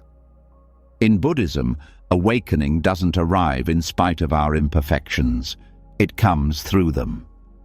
There was a monk once, not a famous teacher, not a silent sage in a distant temple, but a restless seeker, full of questions and contradiction. He arrived at the monastery not with grace, but with guilt. His hands trembled with regret. His eyes avoided the other monks. Every step he took into the stillness of that place reminded him of how broken he felt. While others bowed with ease, he flinched. While others chanted, he questioned, and every silence made his self-doubt louder. But he stayed. Not because he felt worthy, but because something deeper inside him was tired of running. So he rose with the bell each morning, sat with the pain in his knees, cleaned the temple floor with hands that had once harmed, and he waited, at first for forgiveness, then for silence, and finally for something he couldn't name. At night, he would sit beneath a Bodhi tree in the temple courtyard and talk to the moon, not out loud, not in prayer, but in surrender. "I have made mistakes," he would say in his breath. "I am full of failure." And still, the moon never turned away. That quiet gaze stayed. One day, while sweeping the leaves from the stone path before morning chanting, the abbot approached. He watched the monk in silence for a moment, then said gently, "You sweep as though you are punishing the ground." The monk stopped. He looked down at the broom in his hands and whispered, "I have done many things I cannot take back." The abbot nodded slowly and said, "Then make this the place where they stop echoing." He placed his hand on the monk's shoulder. Not by forgetting, but by seeing clearly. A flaw only causes suffering when it is hidden, but when it's held with compassion, it becomes wisdom. This was the beginning, not of perfection, not of pride, but of presence. The monk didn't erase his past. He stopped arguing with it. He stopped using it as proof that he didn't belong. Instead, he let it become his practice. When anger arose, he didn't resist it. He sat with it like an old companion. When shame whispered, he bowed to it and asked what it was trying to protect. Little by little, something inside him changed. Not by effort, by seeing. He began to thank his flaws, not because they were pleasant, but because they had softened his arrogance, because they had broken the mask of superiority, because they had brought him to his knees and taught him how to listen. In Buddhist teachings, mistakes are not sins to be erased. They are footsteps on the path. A wrong word becomes an opportunity for humility. A selfish act becomes a teacher in empathy. A moment of harm becomes a doorway to vow not to repeat it. The Dharma doesn't demand that you be stainless. It invites you to be sincere. This is why the monk bowed deeper than others, not because he was more devout, but because he knew what it cost him to arrive in that bow. He had wrestled with his past, not to erase it, but to include it. He carried the weight of his younger self not with shame, but with a quiet hand on the back. "You were confused," he would say to his own reflection, "but now we walk differently." The Buddha taught that even Mara, the tempter, must be welcomed. That transformation does not come from defeating the shadow, but from understanding it. That compassion must begin in the places we feel least deserving of it. And the monk learned this not in scripture, but in silence, in watching his own mind, in forgiving it, again and again. One day, a younger monk came to him with tears in his eyes. "I've failed," the boy said. "I lied. I broke my promise. I've ruined my practice." The monk listened without judgment, and then said, "Then your practice has finally begun." That was the gift of his flaws. They made him a vessel for truth. Not the truth of achievement, but the truth of being human and being held anyway. Flaws, in this view, are not curses. They are cracked doors. Each mistake that is met with awareness becomes a step toward compassion. Each wound that is touched with kindness becomes a wellspring of understanding, not despite the flaw, but through it. This is not easy. The mind wants to hide, the ego wants to forget. But the path asks us to include, to bring the forgotten parts home, to say to the younger, foolish, angry versions of ourselves, "You are part of this story too." And in doing so, you reclaim your wholeness, not as perfection, but as integration. You stop asking, "Am I good enough?" and begin asking, "Can I stay present with what is?" Because the answer to worth is not found in the past. It is found in the breath that meets the past without turning away. That's why the monk gave thanks. Not to glorify his flaws, but to free himself from the belief that they defined him. He no longer needed to be spotless to walk the path. He needed only to walk it fully. With eyes open, with heart willing, with hands that didn't pretend to be clean, but knew how to carry water. And that's the lesson. You are not enough in spite of your flaws. You are enough because you can hold them with gentleness, because they didn't stop you from growing, because they brought you here to this very moment where you no longer need to hide. So let the broken parts breathe. Let them speak. Let them weep. But don't let them rule.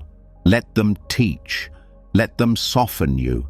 Let them shape you into someone who can listen deeply, because you know what it means to be unheard.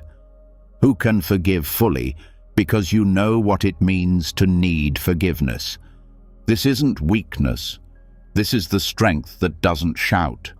This is the strength of someone who knows their darkness and walks anyway, who knows their pain and still reaches out to soothe another's. The monk who thanked his flaws did not transcend them. He carried them like prayer beads, each one a reminder that grace is not earned. It is remembered. After all the lessons, all the stillness, all the truths whispered in silence, one message remains clearer than anything else. You were never missing. You don't need to become someone. You don't need to fix what was never broken. You don't need more praise, more achievement, more perfection to finally deserve rest. You were always enough, not later, not when, but now. Every lesson, from the silence that doesn't need praise to the monk who thanked his flaws, has pointed to one thing. Your worth is not measured. It's remembered. Beneath the mirror, behind the roles, beyond the craving and comparison, there is something constant, something still, something unshaken. That something is you, the real you, not the voice that doubts, but the space that hears it, not the identity that performs, but the presence that simply is. So, as you fall asleep tonight, let the striving fall away. Let the judgments rest. Let the weight of not enough melt into the silence. You've walked with bamboo and fire, with emptiness and fullness, with trees and breath and voices beneath voices. And if all of that pointed to one thing, it's that nothing more is needed. You are already home. If this journey spoke to you, if even one truth stayed in your heart, let me know in the comments by writing, "I am already enough." I read every single one. And if you'd like to keep exploring this path of awakening, kindness, and self-trust, don't forget to subscribe and tap the bell so you never miss another step on the journey. You are enough. You always were. Sleep peacefully.